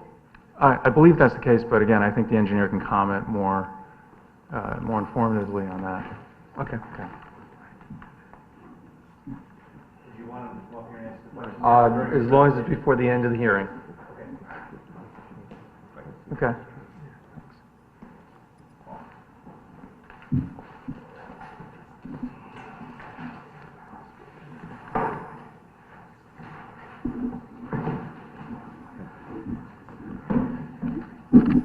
At this point in time, I'm going to ask our professional engineer, Michael Bicharla, to come up and give a presentation in regards to the plan. Specifically, I know there's been a lot of questions in regards to drainage, the detention system, so he's going to go through that. We will also, at some point, you want me to bring up Laura Poley's comments that I think your commission should have before you. We can go through those as well. We have those are part of the Yeah. record. Is Mr. Petrella or someone going to address one of our reasons for denial last time, that being that the detention system, there was a proposed detention system with a house being built on top of it? Well, I don't think it was. I don't think it was on top of it. I think the reason was it wasn't going to be on top of the house. It was within the square. Within the square, that's what I'm talking Okay, about. so now it's outside of the square. The All right. square's in yellow. The detention systems are here, here, and here, Outside of your required square. outside the square. So that's why we highlighted the square, to be able to show you that we addressed that issue. Thank you. Okay? So, but if you want to hear more from him, Mr. Butterla will... No, that explanation, I think that's what I was looking for, is that explanation, and Mr. Petrella can confirm that when he comes up. That's great. Part of the engineering. I'm going to also have Mr. Butterla talk about, I just want to mention this now, but something that's been done since the last time, because there was not a lot, but there was some discussion in regards to blasting, and it was tied into one of your reasons for denial. And there has been test holes that have been done out the property, and I'll have him point them out where they are on the plans. And we will show you that there is no ledge at the levels where we will be putting any of our footings for this house. So no blasting. So no blasting. So it was a very valuable exercise to go through. Mr. Petrola was there when that was being done, so he can take you through that analysis. But I just wanted to kind of, knowing that that was one of the reasons for denial the last time and that it might be on your minds, I just kind of wanted to get you ready for that. Okay? So at this point, I'll bring up Mr. Petrola. Thank you. Members of the commission, Mr. Chairman, my name is Mike Paterla. I'm an engineer and surveyor licensed in the state of Connecticut, member of the Huntington Company with an office here in Fairfield. Direct your attention to the fourth drawing in your set, which is the site plan. Along with the plans that I prepared were a set of drainage computations, and it's my testimony as proof of my computations that there'll be no increase in stormwater runoff. And the main reason is because I've got a stormwater system plan for each lot that'll take the driveway and the house runoff and store it temporarily in a 24-inch diameter pipe, and it'll be let out in a slow manner through two smaller pipes that'll get into a storm drain system that we propose to build out in the street. Again, as you touched on briefly, the stormwater systems now on this plan are shown, all three of them are shown outside the highlighted required building square. For instance, on lot number one, the bottom of that system is proposed at elevation 128. The highest ground level is at 129, so I'm only into the natural ground about a foot, so I've got a couple feet of cover that I propose to put over that. So again, I won't need any blasting to construct that one. On lot number two, the bottom of the stormwater system is at elevation 138.5. The highest ground elevation is about 139. Again, so I'm going to be filling over these 2-foot diameter pipes. Lot number three has the bottom of the system at 142.5. 143 is the ground. Again, it's my opinion we won't need any blasting to put these stormwater systems in. And above all, they're outside the square. We also, back in October of last year, we had a backhoe out in a job and dug some holes within the proposed house areas. On lot number one, I dug a test hole, which I numbered 1, which again is on your plan. At the bottom of the hole, I had at elevation 126. That particular house, the basement floor is proposed at 129.5. I've got 3 test holes dug at house location number 2. The highest, not the lowest, the highest elevation of the test hole where I hit ledge is 136.5. Basement floor is proposed at 137.5. Proposed house number 3, I've got a test hole with a ledge elevation of 138.7. I had a basement floor proposed at 142.5. That's my opinion, and we're addressing the ledge problem. We had a backhoe out there, and we're setting the houses above the elevation that we found the ledge to be. Same thing with the stormwater systems. Mr. Petrola, just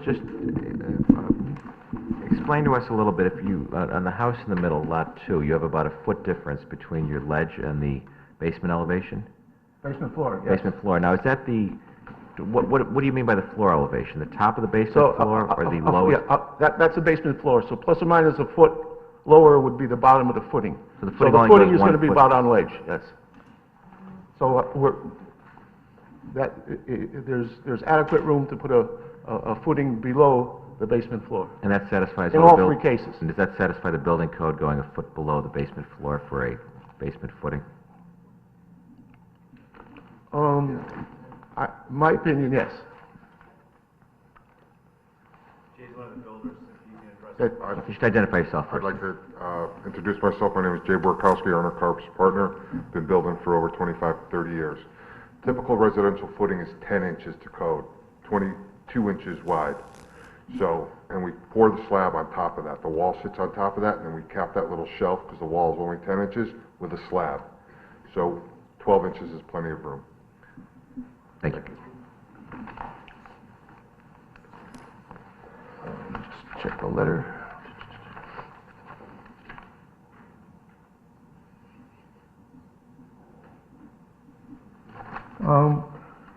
My plans were reviewed by Laura Pooley of the engineering department, and I believe it was last Thursday or Friday, received her comments. It's part of, I think, the... We have an email from her, Mr. Petrella, dated May 8th in our packet. And that's it. Her first comment was that she agreed with my drainage, in my opinion, that there be no increase in stormwater runoff.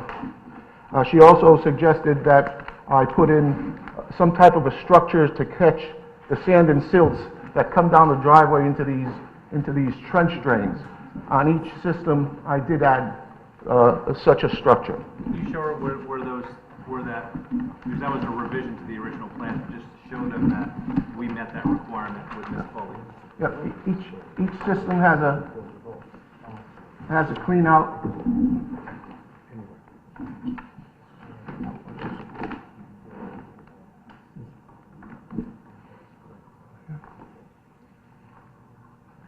One, two, three. Each system has a clean out, so when the sand and silts get in this trench drain, it'll flow and get caught in this 2-foot sump before it goes into the stormwater chambers. Is there detail on this? Oh, yes, there is. There's also a detail that she asked for, and I added to the sheet. Commissioner Barrett?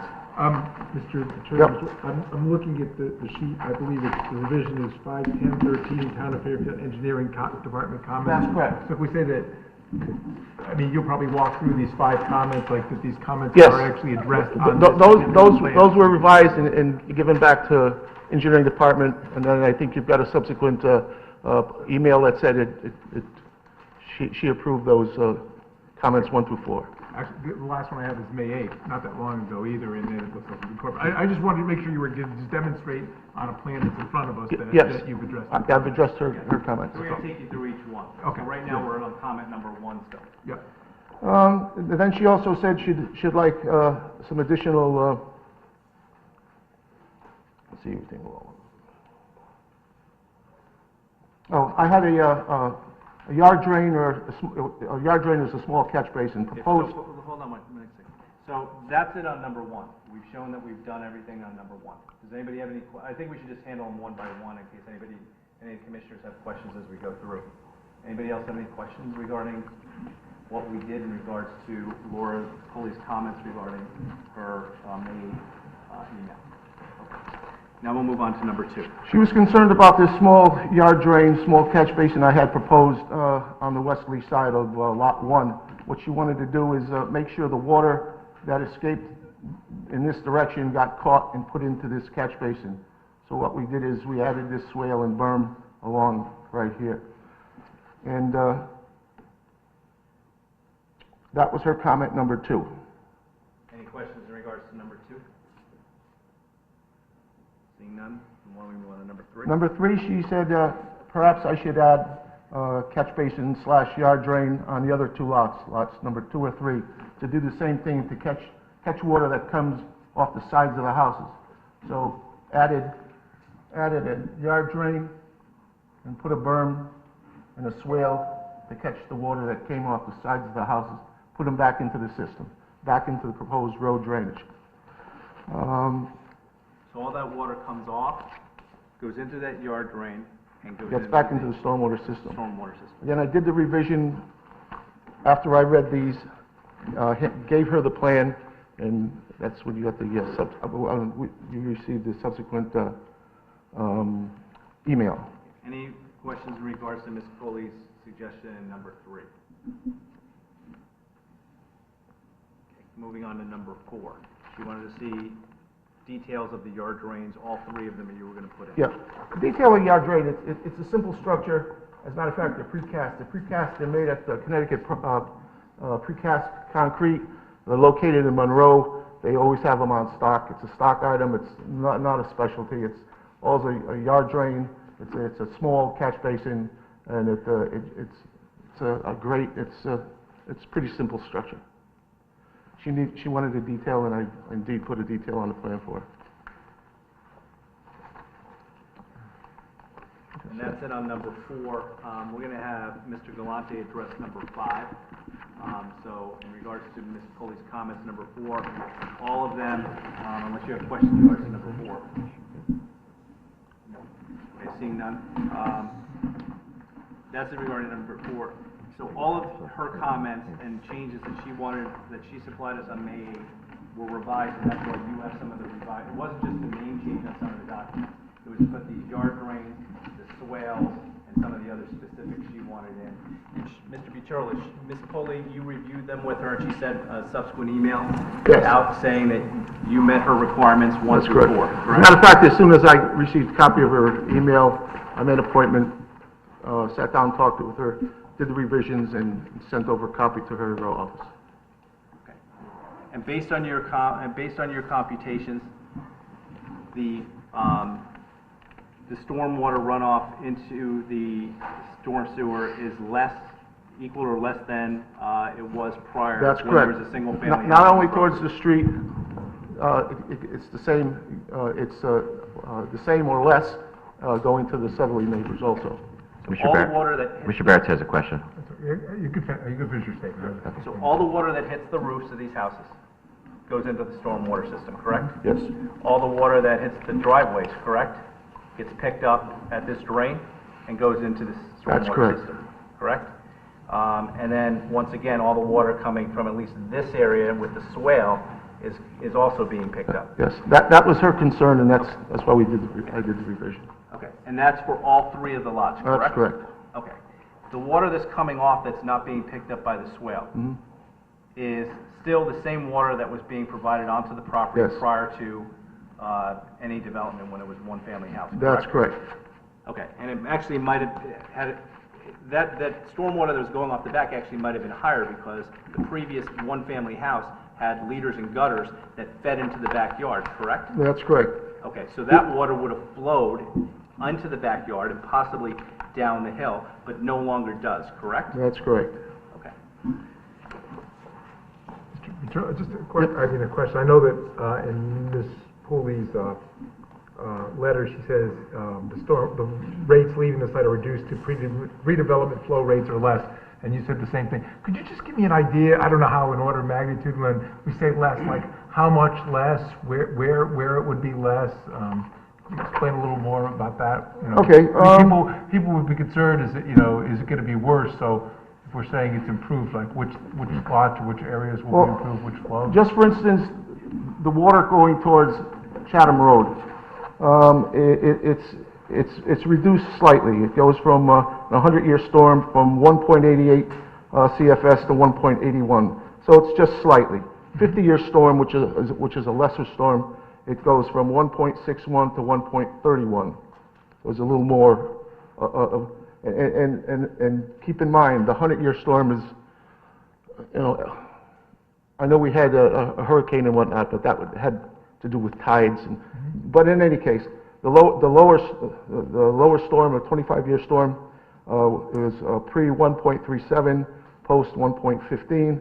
A 10-year storm went from 1.14 to under 1 to 0.98. That's total water going towards the street. Going south, towards neighbors towards the south, 100-year storm was pre 3.03. Now it's going to be 2.75. 50-year storm, 2.56. Now 2.31. 25-year storm, 2.16. Now 1.93. 10-year storm, 1.76. Down to 1.56. So in the storms investigated, there was less water. Thank you. And it's less because I've got more area that I'm putting either north or into the stormwater system. That's how I get less water going to the south to help the neighbors to the south. I appreciate you going through that detail. Sometimes we just get a note that it's good or less, and it's just good to get some sense of like how much less and what's being reduced, so, thank you. Commissioner Parker? Yeah, I had a question. As I remember the original proposal, there was talk of enlarging the drainage pipe down at the bottom of Random Road. They were going to go up to an 18-inch pipe that drains through the Pond Street system. That was an email. Is that still in? That was an email from the engineering department, which I don't know is part of this, package that staff brought up. But that was, I think, a long-range plan that Public Works had, okay? I don't think they gave us a date, but I think they just made mention that, I know there was ponding problems down below, and there's some type of a plan that DPW has to improve the pipe. When it will be done, I have no idea. Thank you. I think what I heard from them was there is a plan that they plan on doing, but they're not planning on doing it until they replace the road down there. So, but either way, we are still supplying less water into the system because we're doing it over time. By having these detention systems, we are slowly putting water in over time. So actually, we are doing a better job, and hopefully the ponding situation would get less based on the fact that the water we're putting in. We're also putting in a new pipe, a larger pipe, and that's for the town's use, and also putting 2 additional catch basins in to start to catch that water before it goes all the way down. Those are 2 new catch basins on the street that we are paying for. And I don't think these numbers are wrong, but the work that we're going to be doing on behalf of the town of Fairfield in this street is going to be costing us close to $100,000.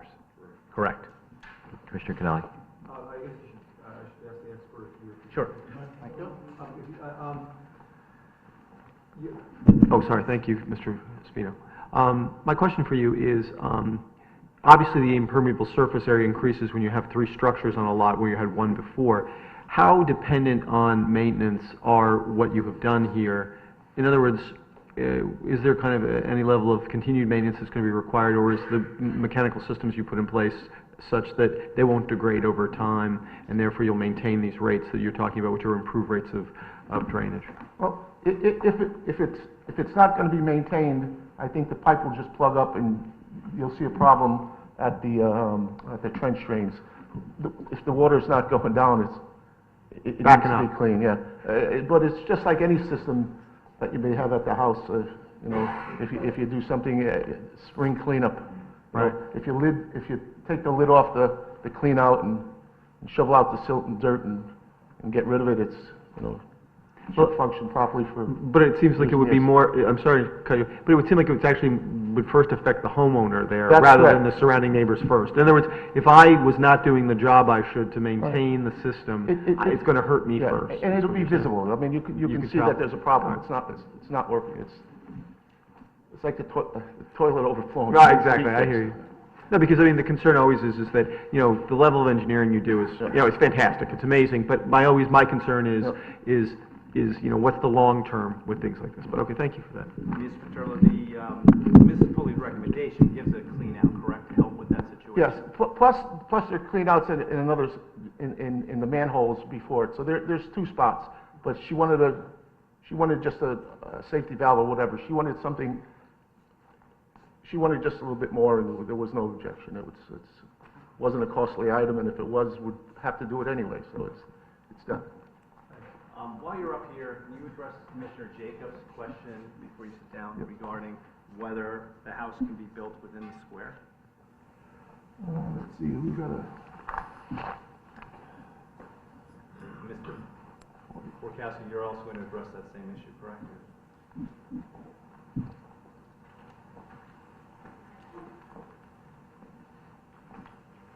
Is the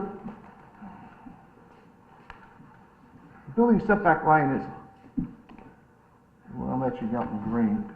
So where it gets steep, it's within the rear building setback line. So a house couldn't be built back there anyway, within the 40 feet of the rear line. And this change in grade, for instance, where this green line is and the back of the house is 4 feet. So it's not bad. Okay, the regulations state have nothing to do with the setback. The regulations state that it has to be buildable anywhere within the square, or the square can't be there. In other words, you can't have a square that goes off a cliff, because you can't build a house off a cliff. I thought it did mention the setback. So you just mentioned a setback. Setback's irrelevant to the buildability of within a square. I think it says any place other than the setback. We're pulling up that section of the regulation. Now, Commissioner Barrett. very has his familiar hand with up. Mr. Jacobs and I wrote this section.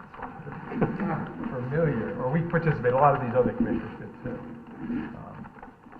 I'll just get it, what was it, 31-2. 31-2. 21? 21? 31-2-21. Right. Yeah, it says, I'll read it again, the area of the minimum square shall be exclusive of wetlands, water courses, conservation easements, or any other restriction other than the setback, we said, which will prevent actual house construction. So just to explain, last time, I was one that had concerns with the stormwater retention systems within the square, and now I see that in your new application, you've moved them. So that's just what our regulation states. How you interpret it is another matter, but you want me to read it again?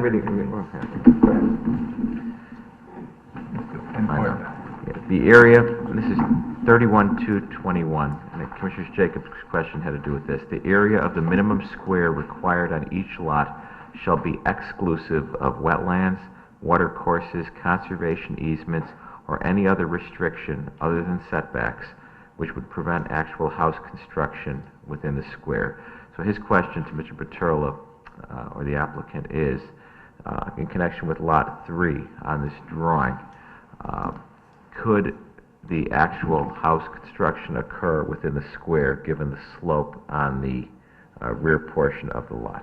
Well, first of all, we're showing that it can be built. He's talking about elevations between 134 and 142. Correct.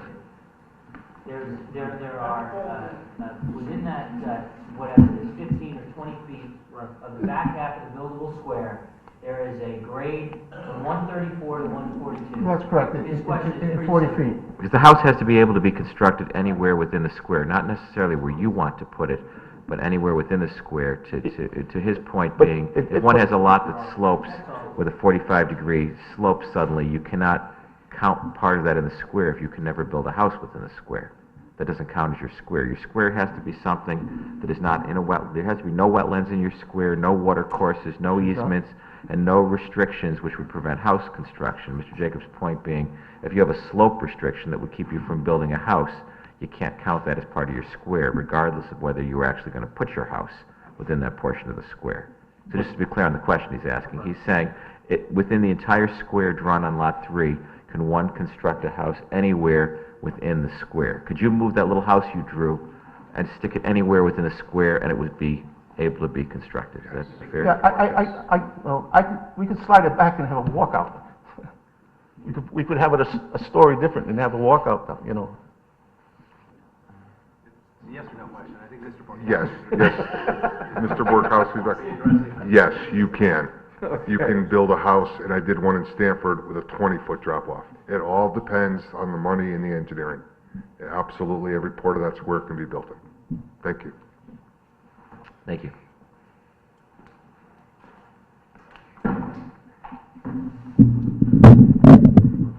Does the commission have any questions for further questions for regards to Mr. Peterla regarding the engineering, the drainage, anything in regards to the fact that blasting is not going to be necessary on the property? I don't think so, but if they do, they're not shy. Yeah, that's fine. I mean, Commissioner, I'm sorry, so blasting, there'll be no rock excavation at all, or just? Well, I don't know about rock excavation. I mean, how big the rock is, but there's no anticipated ledge that's going to be hit based on the test holes that were dug. Okay, so no blasting and no, I mean. Yes. There's no foreseen. We've done test holes.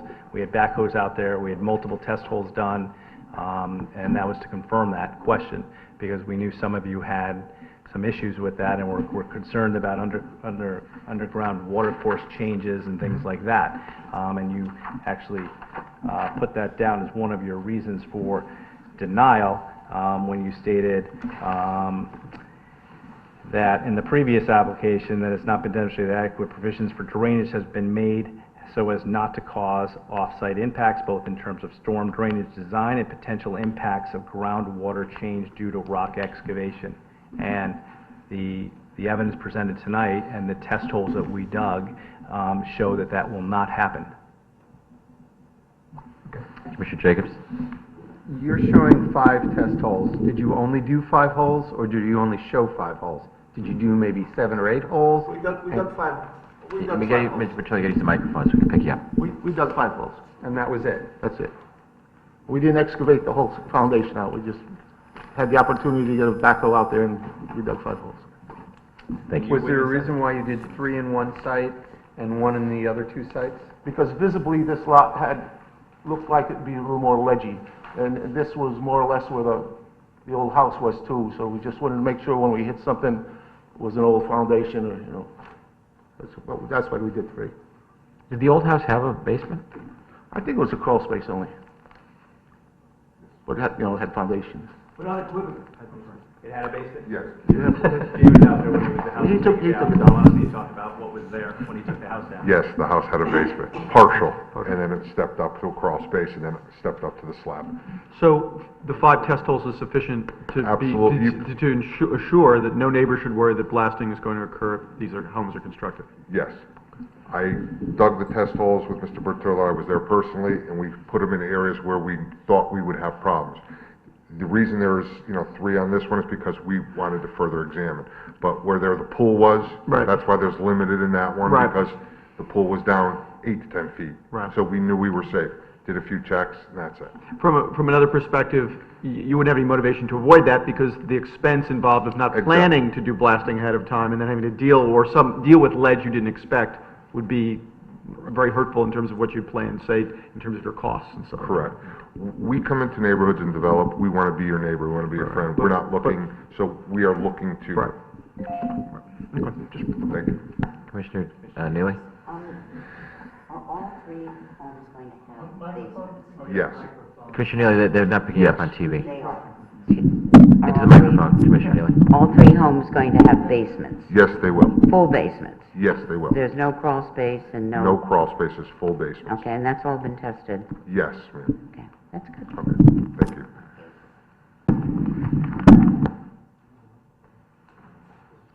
Yes. Mr. Wendt has, Sure. Mr. Wendt wants to just read something into the record.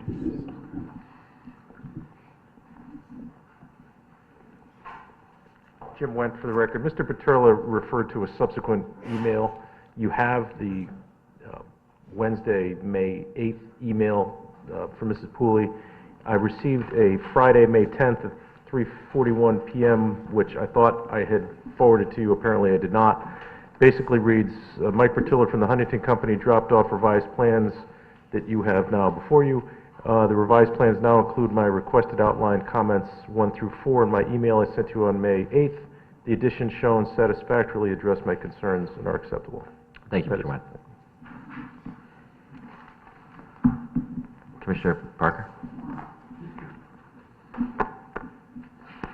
Question for you. Did this require neighbor notification, the changes, or not? No, because it's not a zone change. So no, there's no required 500 foot.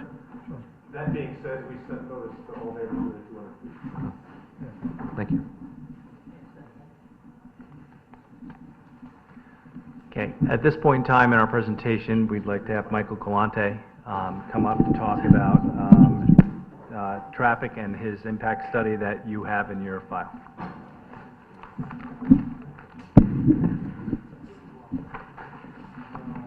Right, the subdivision says 200 feet anyways. Right. Yep.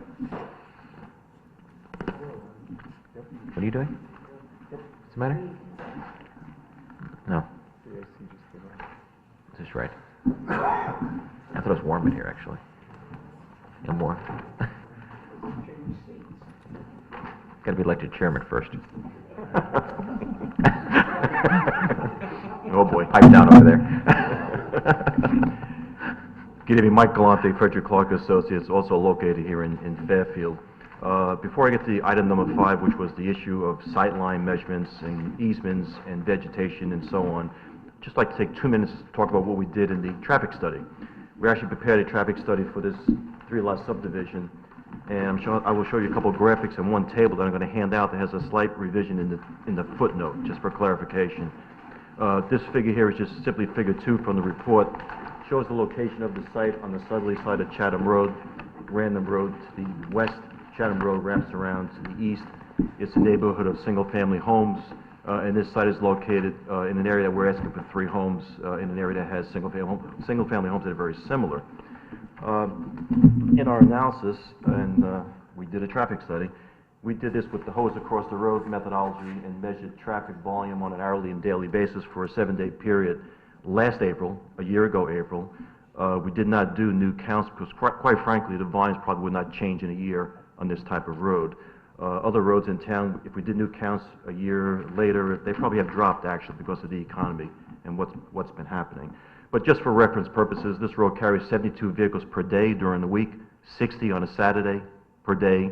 The highest volume was recorded actually in the afternoon at 3 o'clock on a weekday at 13 vehicles along the site frontage. This graphic simply shows the hourly volumes. This is 13 vehicles during the 1 hour period on a weekday, and this happened to be a Wednesday. This graphic number 4, it simply shows a Saturday condition, different patterns, 60 vehicles per day, and it shows a 10, 11 o'clock peak in the morning, another peak 1 o'clock in the afternoon. The peak volume on a Saturday was 9 vehicles. So volume-wise, it's not a high-volume road. It's really a road serving the residents of the neighborhood. We looked at accidents. Chatham Road in general had 2 reported accidents that actually occurred in 2009, and I can't give you the specific location, but it's on Chatham Road, and they both were fortunately just property damage, and it was in both cases a vehicle backing up, and we recorded those accidents just for the record. The part that really comes down to this study is really sight distance at the driveways. And in this case, and Laura Poole and I have had many discussions in general about measuring sight distance for intersections or driveways. In this case, we all agree, and we follow state standards, that we're measuring stopping sight distance for a private driveway. If we were developing a new intersection, a new subdivision road, for example, that's measured as intersection sight distance. It's a different calculation, different distances, and so on. In this case, we're looking at stopping sight distance, and very generally, and this is the table, I'm going to hand out a new copy tonight because the footnote, it says 0%. It's really 10% grade on the road itself. We need, very simply, 140 feet going uphill along the side frontage, and we need 155 feet going downhill along the frontage. Very simply, if you're going downhill, you need more distance to stop a car. It's based on speed and so on. We measure the speed along with the volumes at 22 miles per hour. So our stopping sight distance is based on 22 miles per hour, which is the standard, and that's what the DOT would do. In this case, the town's following that. The town doesn't have any specific measurements or distances for stopping sight distance or intersection sight distance. Everyone's agreeing, and this is happening in many towns. We're following in this state what Connecticut DOT uses, which is standard, so we all agree on the numbers. In Ms. Pooley's comment number 5, she talked about the applicant providing an easement to maintain sight lines and so on. Stopping sight distance is actually measured within the pavement of Chatham Road or within the right-of-way of Chatham Road. So anything within the right-of-way, you know, your front lawn of your house, you don't own up to the edge of road. You own maybe 10 feet back from the edge of road where utility poles are and so on. So you and I couldn't put a fence or a row of hedges in the town's right-of-way, which would block sight lines, in this case, stopping sight distance. We measured stopping sight distance back on the driveway to be very conservative, but so there's no need for an easement because we can give you an easement on town property. So automatically the easement or the town right-of-way says that you and I can't plant or put a fence in the town right-of-way, which means we can't block sight distances. So in response to her comment about that, if an owner was to plant some landscaping, we make the comment, you know, nothing above 3.5 feet because the standard is measuring above 3.5 feet. Another comment, I believe during the process of back and forth with their review was street trees. You could put a street tree along the edge of road. You need to see under the tree canopy. So there's nothing wrong, and we do it all the time. You plant street trees along the edge of road throughout the town, every town. That doesn't mean you can't put a street tree along the edge of the road. In other words, in front of these houses, put so many trees, but that was a requirement. So the sight lines, in this case, stopping sight distance, is measured within the road itself and within the town's right-of-way, and we meet those standards in both directions. And I believe she has said that in maybe one of the emails or one of the meetings. So we meet those standards. That was really the issue with this project, meeting and providing stopping sight distance for each driveway. One of the driveways was actually shifted to provide that measurement, which was off and not quite the same as it should have been last time. The other two driveways met it from the beginning. So that's really the essence of this application from a traffic perspective. Mr. Galante, Ms. Pooley references that the recommended sightline triangles should be shown on the plans and protected by way of easements. And I assume she's not talking about your plans. She must be referring to Mr. Petrola's plans. It would be a site plan, but you don't really Did he draw the need- triangles in? Because she doesn't comment, I know, in her subsequent letter. She makes no comment that that condition has been satisfied, so I don't know. Well, a site triangle, if you had a driveway here, is basically a triangle in here. All I'm saying is, by the right-of-way of the town boundary being set back from the road, that triangle is actually in the town right-of-way. So it's really doing the same thing twice. We can't give you an easement in town property. So it's really saying the same thing twice. So it's your testimony that the triangles, should you put your triangles, your sight line triangles on this map, the entire triangle would be within the Town's right-of-way. right-of-way. Yes. And the other point, which I made at the beginning, is stopping sight distance is measured along the road, so it's actually measured here, in the road itself. Because stopping sight distance, if you describe stopping sight distance, I'm pulling out of my driveway. You're driving up Chatham Road. You see me. You decide you better stop. That measurement is within the road. At the point I could hit your car if I don't stop. Well, then I might not like you anymore, but... Right, that's the point. That's why you measured from that point. as You opposed measure to at the when point of you're 10 feet impact. up. And it's called decision time and braking time, and it's based on speed and grade in this case. That's stopping sight distance. Intersection sight distance is me coming out of a side street, stopping, looking each direction, making a decision that I have enough time, enough of a gap to maneuver onto the street itself. It's a different measurement, different calculation, different elevations.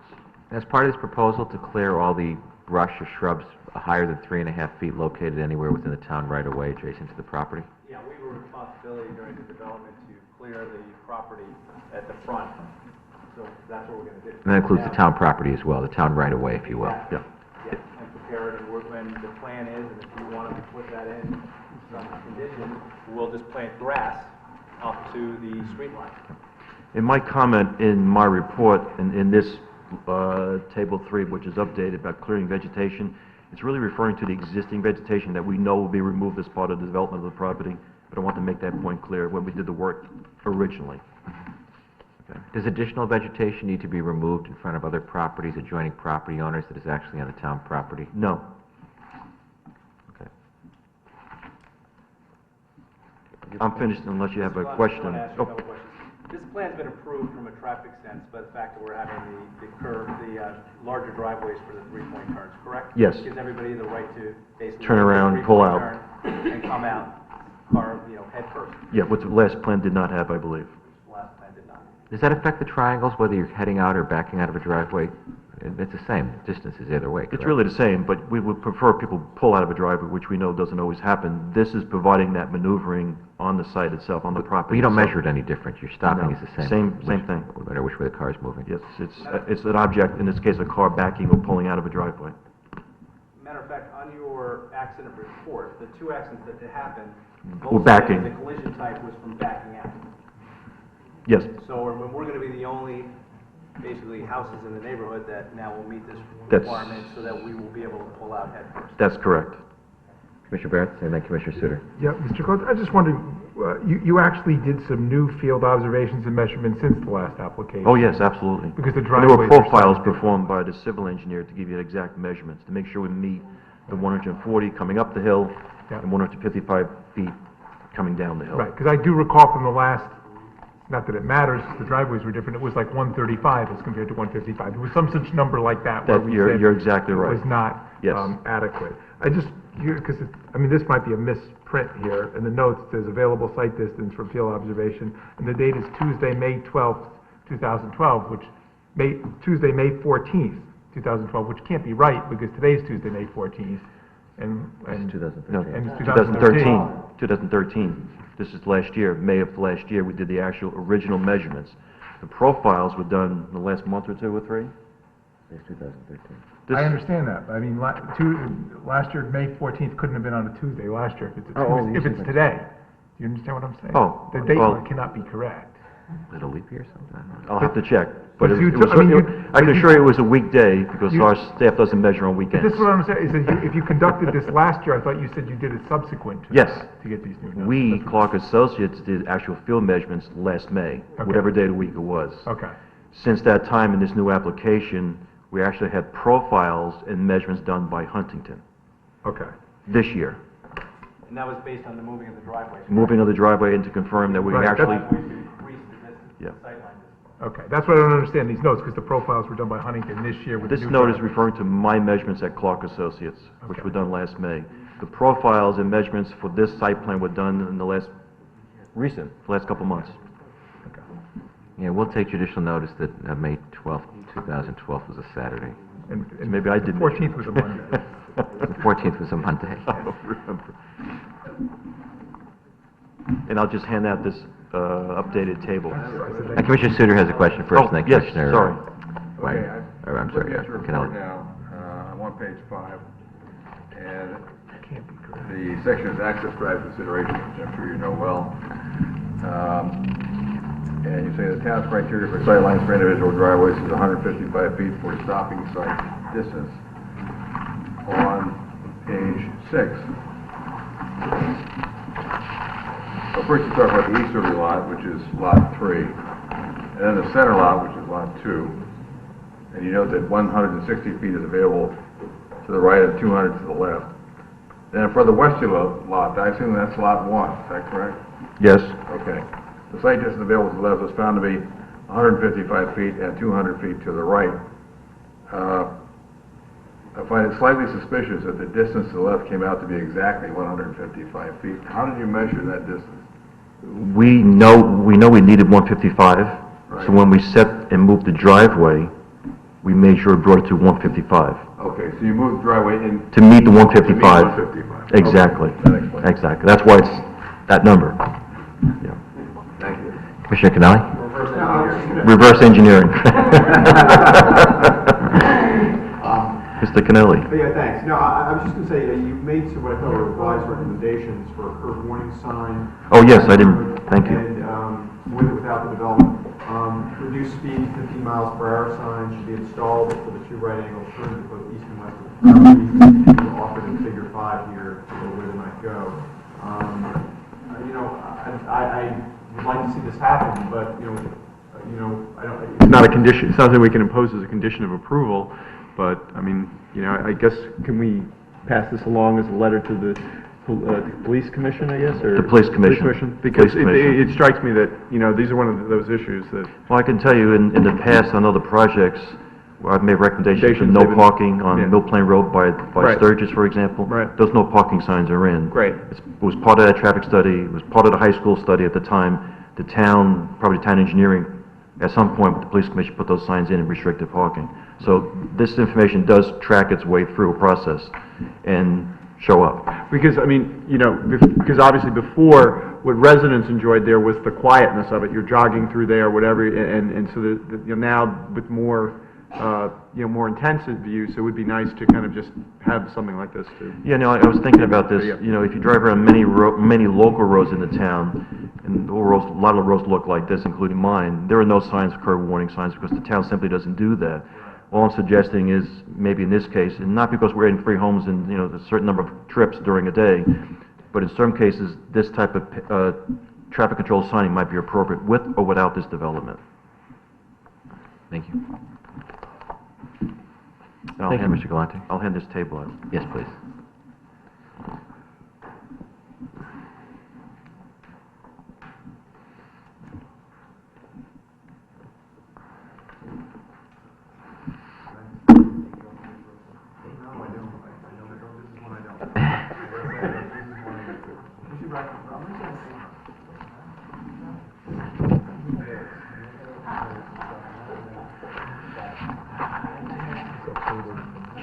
said the correction of the 10% grade, I think. We did a typo on the grade.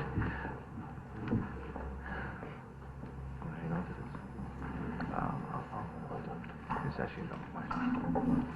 Mr. Galante, just to ask you a couple questions. Even at its peak of traffic, you think you said the highest was 13 cars in an hour, so that's approximately a little over 1 in 4 minutes, 1 every 4 minutes. Along the side frontage, yes. So this is a very low Local road, local road, yes. correct? There's no reason to drive on this road unless you live there. Doesn't take you anywhere. And based on your professional opinion, with these, the way this house is now designed, with these driveway aprons and the three-point turns, and the sight lines that have been increased since the last application, you find this to be a perfectly safe project? It's appropriate and safe, meets the standards. And meets all the standards Yes. that you know, correct? Yes. Thank you. Thank you. Thank you.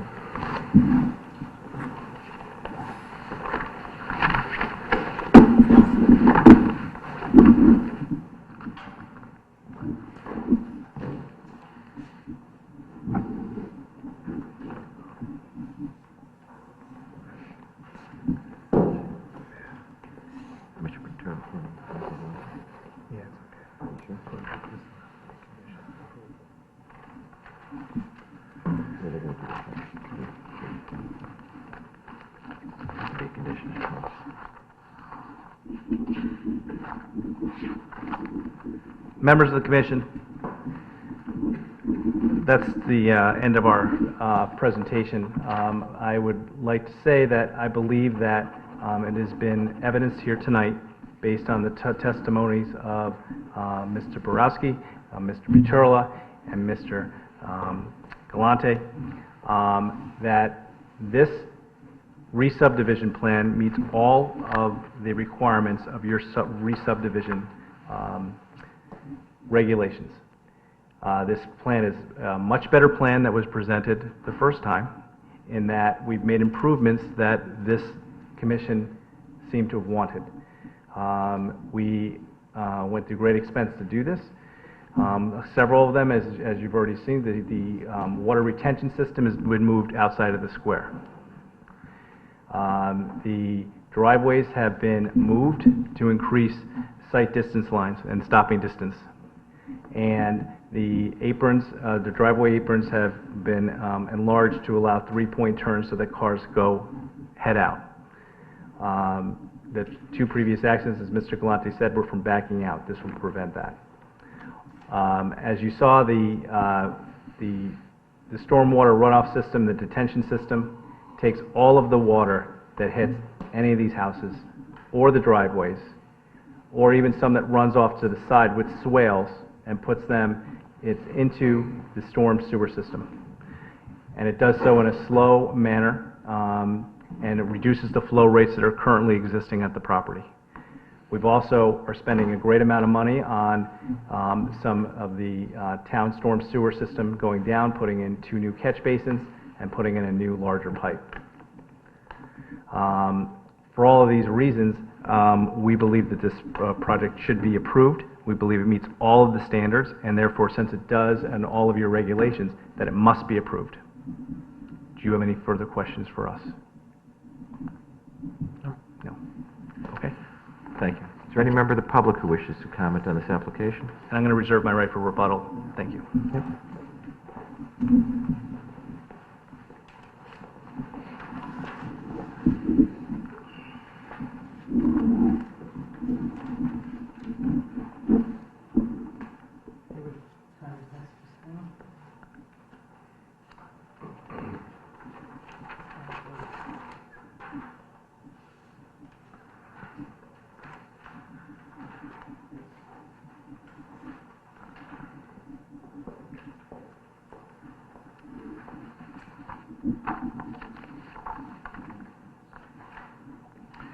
Good evening, Commissioners. My name is Andrew Deck. I reside at 16 Chatham Road with my wife, Cammie, and our 3 sons. And on behalf of my family, we thank you once again for giving us the opportunity to address the Commission regarding our opposition to the proposed 3-home re-subdivision application of 50 Development LLC with regards to the safety and welfare of our neighborhood. Most of my comments are going to be regarding the traffic report, and then I'll just submit some other comments that repeat what I mentioned last time. Pursuant to the Town of Fairfield subdivision regulations, which we viewed on the website in May 11th, 2013, Section 2.1.4, entitled Intersections, specifically 2.1.4.4, which states that the intersection site distance, or ISD, shall be a minimum of 225 feet. We noticed that in the applicant's previous traffic report dated June 21st, 2012, the applicant's report clearly stated that the center and westerly lots did not meet the town's subdivision intersection criteria for an intersection site distance. In the applicant's updated traffic report dated April 9th, 2013, the ISD is omitted in its entirety. We can only imagine that this section was removed because the two lots failed again to meet the town's subdivision regulations. We are relying on you, our Town Planning and Zoning Commission, to protect our neighborhood and children by requiring the developer to adhere to the necessary intersection site distance of 225 feet in accordance with Section 2.1.4.4. I usually don't interrupt the public, but I think did you get that from the website? From the website, yes. 'Cause those aren't the current subdivision regulations. Our 2.1.4.4 doesn't have a foot distance in it. It was amended to read as February of 2009. Right, primarily because, as this commission knows, there are circumstances in which, depending on the 80th percentile speed, Correct. 225 feet is not adequate. Sometimes you need 400. We went to, the section now reads Okay. as, thank you, Commissioner Barrett, as determined by the town engineer. We may have to check the website if there's somehow one can still access the other subdivision regulations. I wasn't aware of that. Okay. We had the correct ones up, they may have been switched So, somehow by second- the webmaster. On the, in connection with the stopping site distance, or the SSD, in the applicant's updated traffic report dated April 9th, 2013, in the notes, and this is repetitive, Mr. Galante states that the required SSD values are based on a longitudinal gradient of 0%, assuming a flat level road in front of 50 Chatham Road. Traveling at 25 miles per hour, the necessary SSD requirement is 155 feet. We believe that which was cited by the engineer, that the 0% longitudinal gradient in the report is incorrect, as the street slopes uphill from west to east in front of 50 Chatham Road. Additionally, if one goes up a slope of over 10% grade, which was cited, one can also come down that same slope at a minus 10% grade. Therefore, pursuant to the Connecticut Department of Transportation Highway Manual 2003 edition, revised February 2013, which I presented to all of you, on Table 7-1A indicates that at 25 miles per hour, downgrades of minus 9% requires 175 feet of stopping site distance. Once the notes section in the traffic report reflects the longitudinal gradient at the site of brake application for westbound vehicles of minus 10% and applying the SSD requirement of 175 feet, both the westerly lot and the center lot will not comply with the Connecticut Department of Transportation SSD requirements. Street safety should not be compromised, and for these reasons, we respectfully request that the Commission deny this application. So, Thank you, Mr. Decker. I have some additional comments that I'll just submit for the record. Oh. This is just repetitive from last time. What are they? Are they documents, or, I want to make sure the applicant sees what you're submitting, that's why. It's just a list of concerns that we had relating to increased flooding and stormwater runoff, effects of blasting, loss of privacy. Some of these items were addressed, but I didn't have the advantage of seeing the updates You can in just the show us file. the applicant too, so they can, if you're gonna submit something to the record, you could Yeah, sure. submit whatever you want, but the applicant needs to see it so they can respond to it as well. Do you have copies for all of us, or that's just one? I may or may not have enough. Mr. Chairman, I don't understand why these comments can't be put into the record. If he has comments or objections, why don't they just be, why doesn't he talk I think about he's them? choosing not to Because- read. Because what this requires me to do then is to study this, to have a rebuttal on it. If he wants to go through it all, we'll address them. I mean, he has the... I didn't have the whoa, whoa. advantage of looking at this. These were all... No, folks, one at a time. things that One, were submitted. wait, don't bang the gavel again.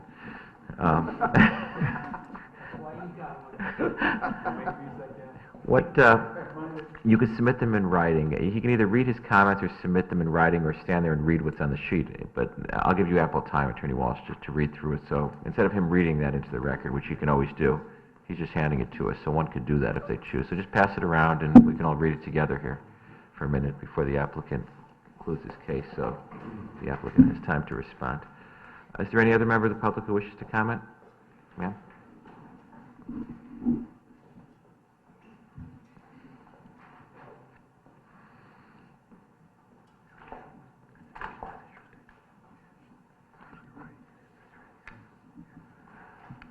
Go ahead, ma'am. Good evening again.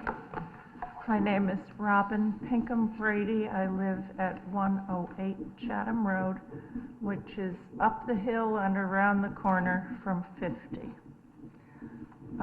Let me correct what was said about the two accidents. Unfortunately, my car and my husband's were involved in both of them. In one instance, I backed out of my driveway into a car that was parked across the street. In the other instance, a workman's truck coming to do some work across the street backed up to get a better view of the front door and backed into my husband's parked car. So they were not both involving cars coming out of driveways. Obviously, I oppose the application that you are considering, and I will read 4 reasons. Unknown hazards of digging basements, possible settling problems relating to the construction of a wall, skepticism of the traffic report's 22-mile-an-hour speed statistic, and additional traffic in the neighborhood when additional homes are occupied. All of these will sound familiar to you because they were among your very own reasons for turning down the first application. And I submit that the second application does not overcome these objections. To the point of the 22-mile-an-hour speed estimate, you probably remember that last time I spoke, I said that 92 was under renovation at the time speed was measured. That meant that every truck coming to 92, slowing down, every truck leaving 92, accelerating, was going slower than the average rate of traffic, and so brought the average down. I don't think 22 is a realistic number. As to additional traffic, extrapolating on the average trip assumptions that are made in the traffic report, once 92 is occupied, and if 3 more houses were occupied, traffic would increase by 55%. I know it's a low traffic area, but that's a big increase. Let me make one observation about a statistic on the map, which I think is wrong. It shows that the road in front of number 50 Chatham is 32 feet across, yet in the text, the traffic report refers to a 26-foot width, and the road in front of my house is 26 feet wide. So I think that the map may overstate the width of the road.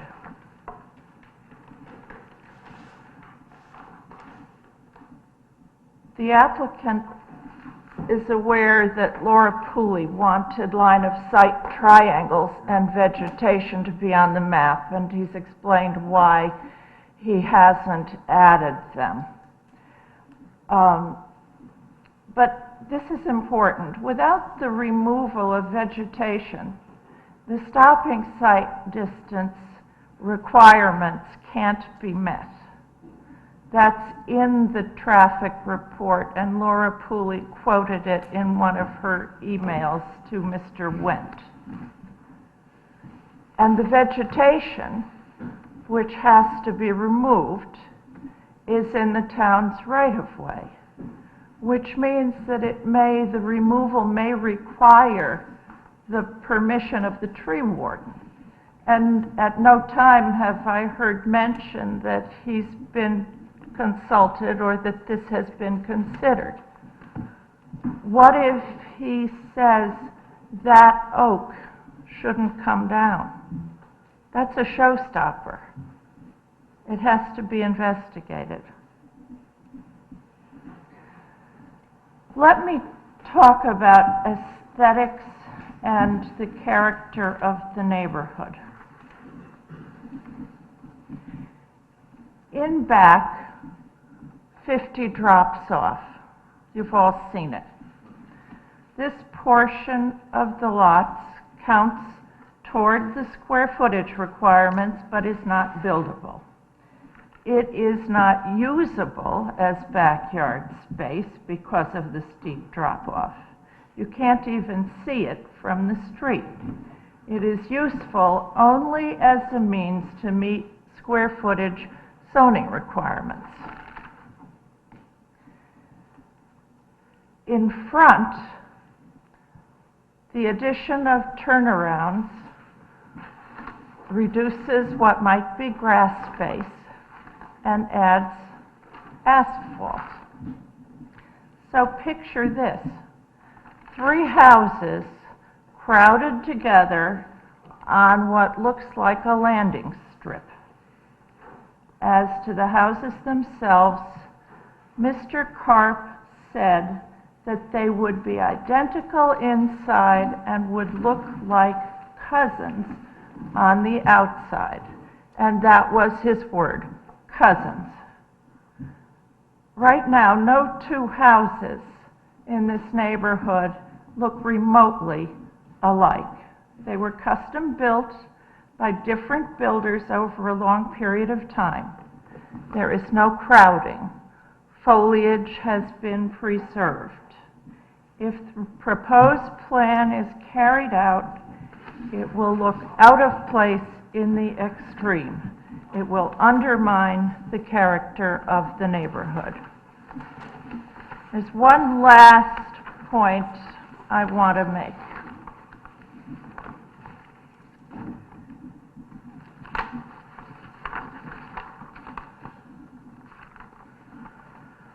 When the house at 50 burned, fire apparatus was hard-pressed to find room to park. My husband, whose car was parked on the street, up the hill and around the corner from the fire, had to move it.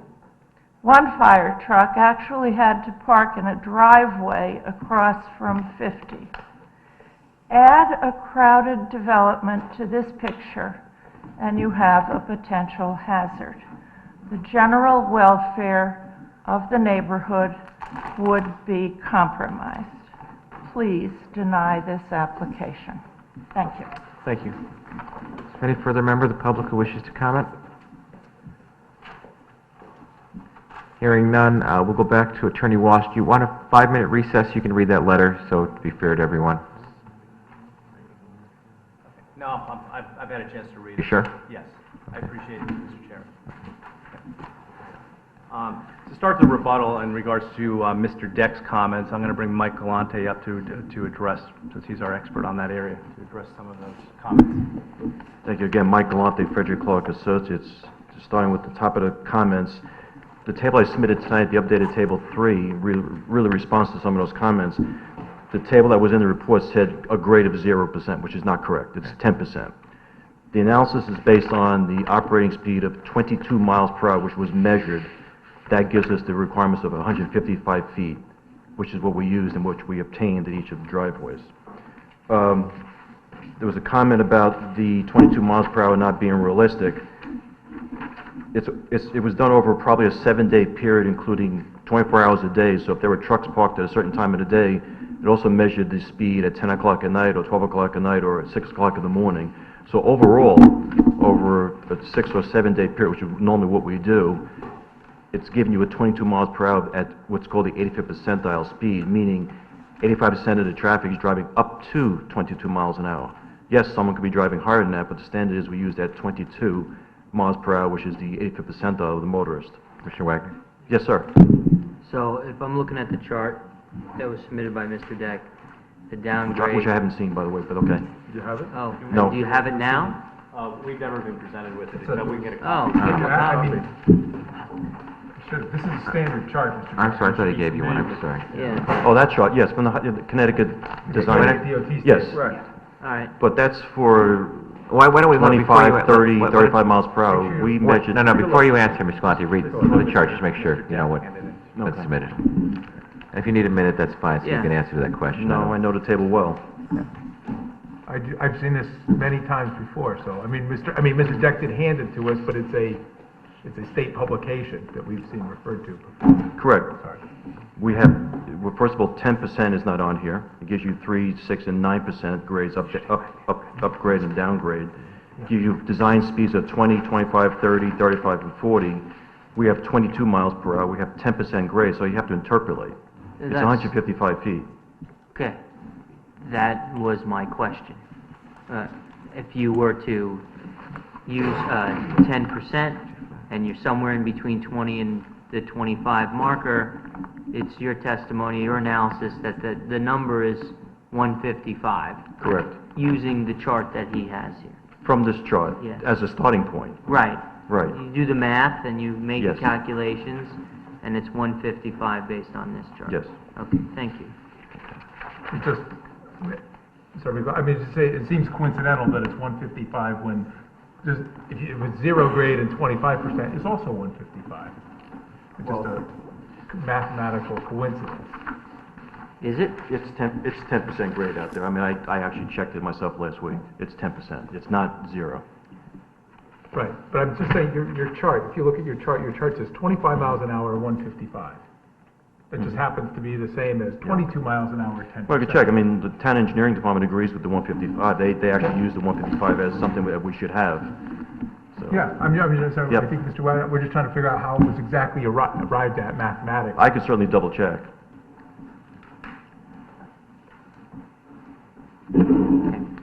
There was a couple other questions, if I may. There was a comment about 26 and 32 feet of pavement. It's a range of 26. It says 26 in the text. It says 32 on the graphic. I believe it's 32 feet down near the random road intersection, if you will. It's 26 up along the side frontage. And it does vary a little bit as you go down that hill. And the vegetation comment, if I remember correctly, are not trees, but vegetation, bushes. If you look at the photographs in the back of my report, it shows some vegetation, I'll call them bushes of some type, on the edge of pavement. That's what I'm referring to as far as being removed.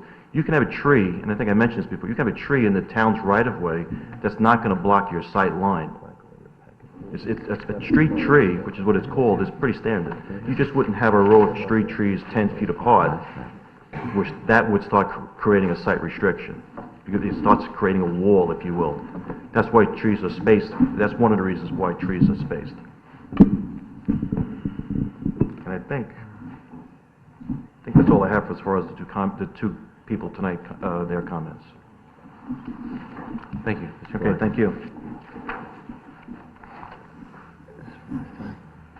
This is our file.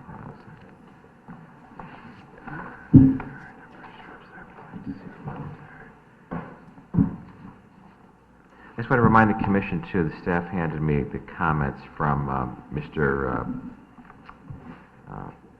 Placco, the tree ward. Jim, there are a number of shrubs that I would like to see removed. There are no town trees, but the applicant would be required to plant some. They need an application for trees and a landscape plan, Ken. Thank you.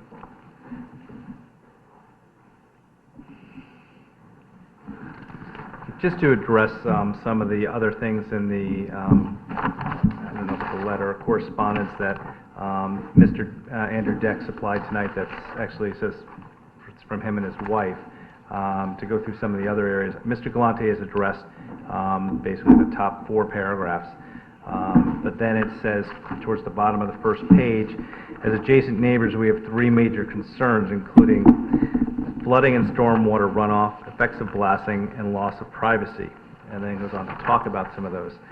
During our presentation, and especially during Mr. Buterler's presentation regarding the stormwater detention system and runoff and how we're putting all of that into the town stormwater system, we went through all that. And the actual amount that's going to be flowing from the property is actually going to be less than it was prior to the development. The effects of blasting, which he talks about on not only this page but on the next page, and thinks about his insurance company not being covered.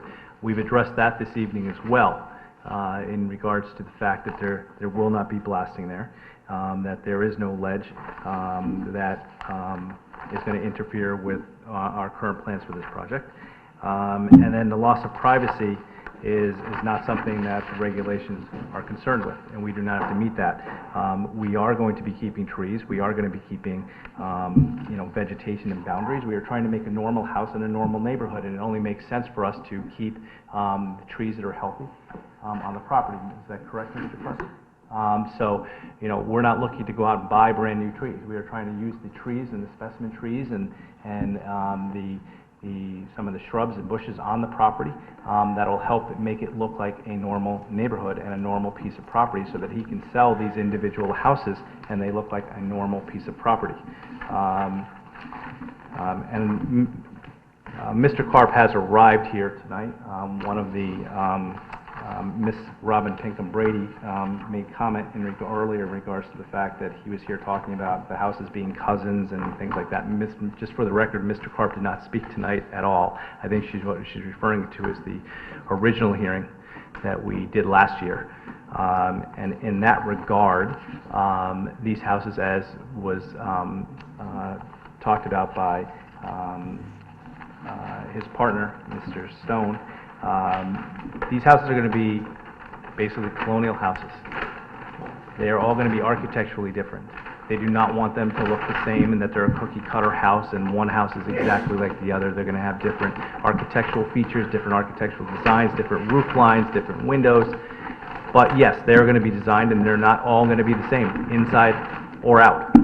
So to the extent he may have been discussing cousins, yeah, they're all going to be colonials. So as to the extent that one colonial is a cousin to another one, yes, he may have said that during our first presentation.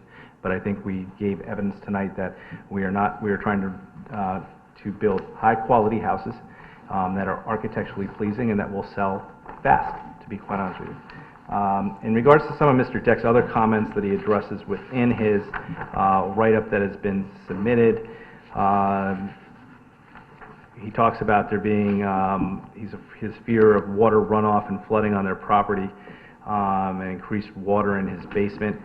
I think the evidence presented tonight shows that to the extent that there's water coming down the system that's causing some type of ponding down at the bottom because of some problem with the town system, we're actually going to be putting less in there, so it should help his situation, not hurt it. In regards to privacy, he's really not in a position to tell us how far he wants us to build from his property line. We have a plan on what it is. We have actually kept this house and moved it. He should actually be happier with this project because we've actually moved the house closest to his property away so that the driveway would have greater sight lines. So his house being over here, there is a retaining wall. He is not in a position to be making comment about what he wants the retaining wall to look like and what type of stone he wants put in it and what type of material and type of fencing he wants put at the top of it, and he goes into many of those things in here. So I don't think any of those have any bearing on this hearing. In regards to some of Ms. Pinkham's comments, Ms. Conley, one question was, she made a comment saying that because of these three houses, that traffic's going to be increasing, I think, by 55%. Is that the case or not?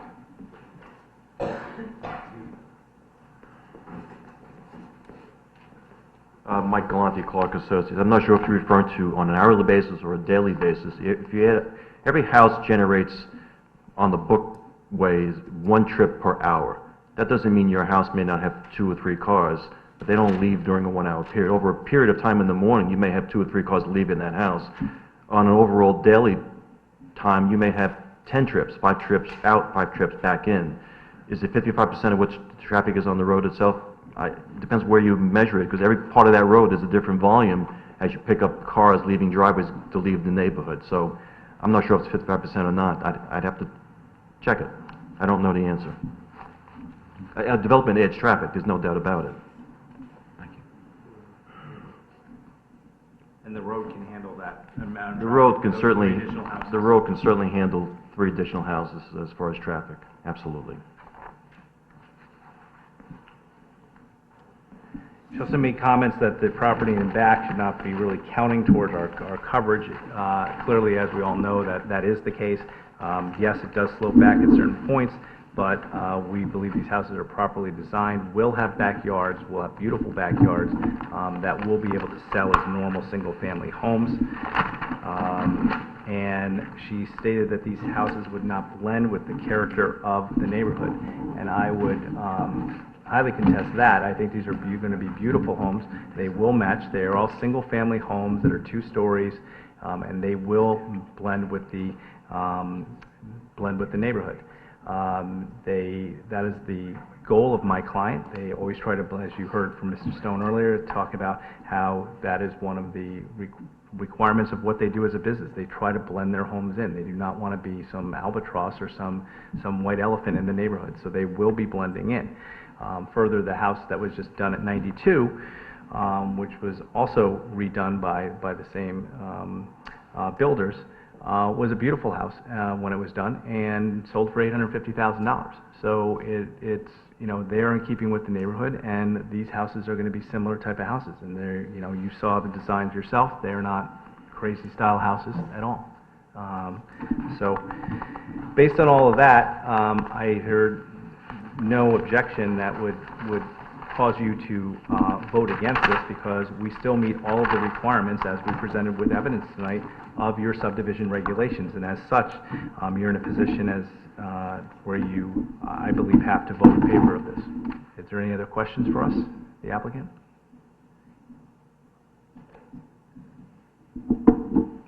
Seeing none? Thank you.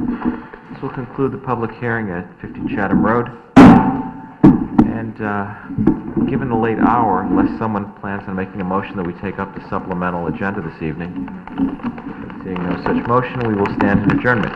Thank you.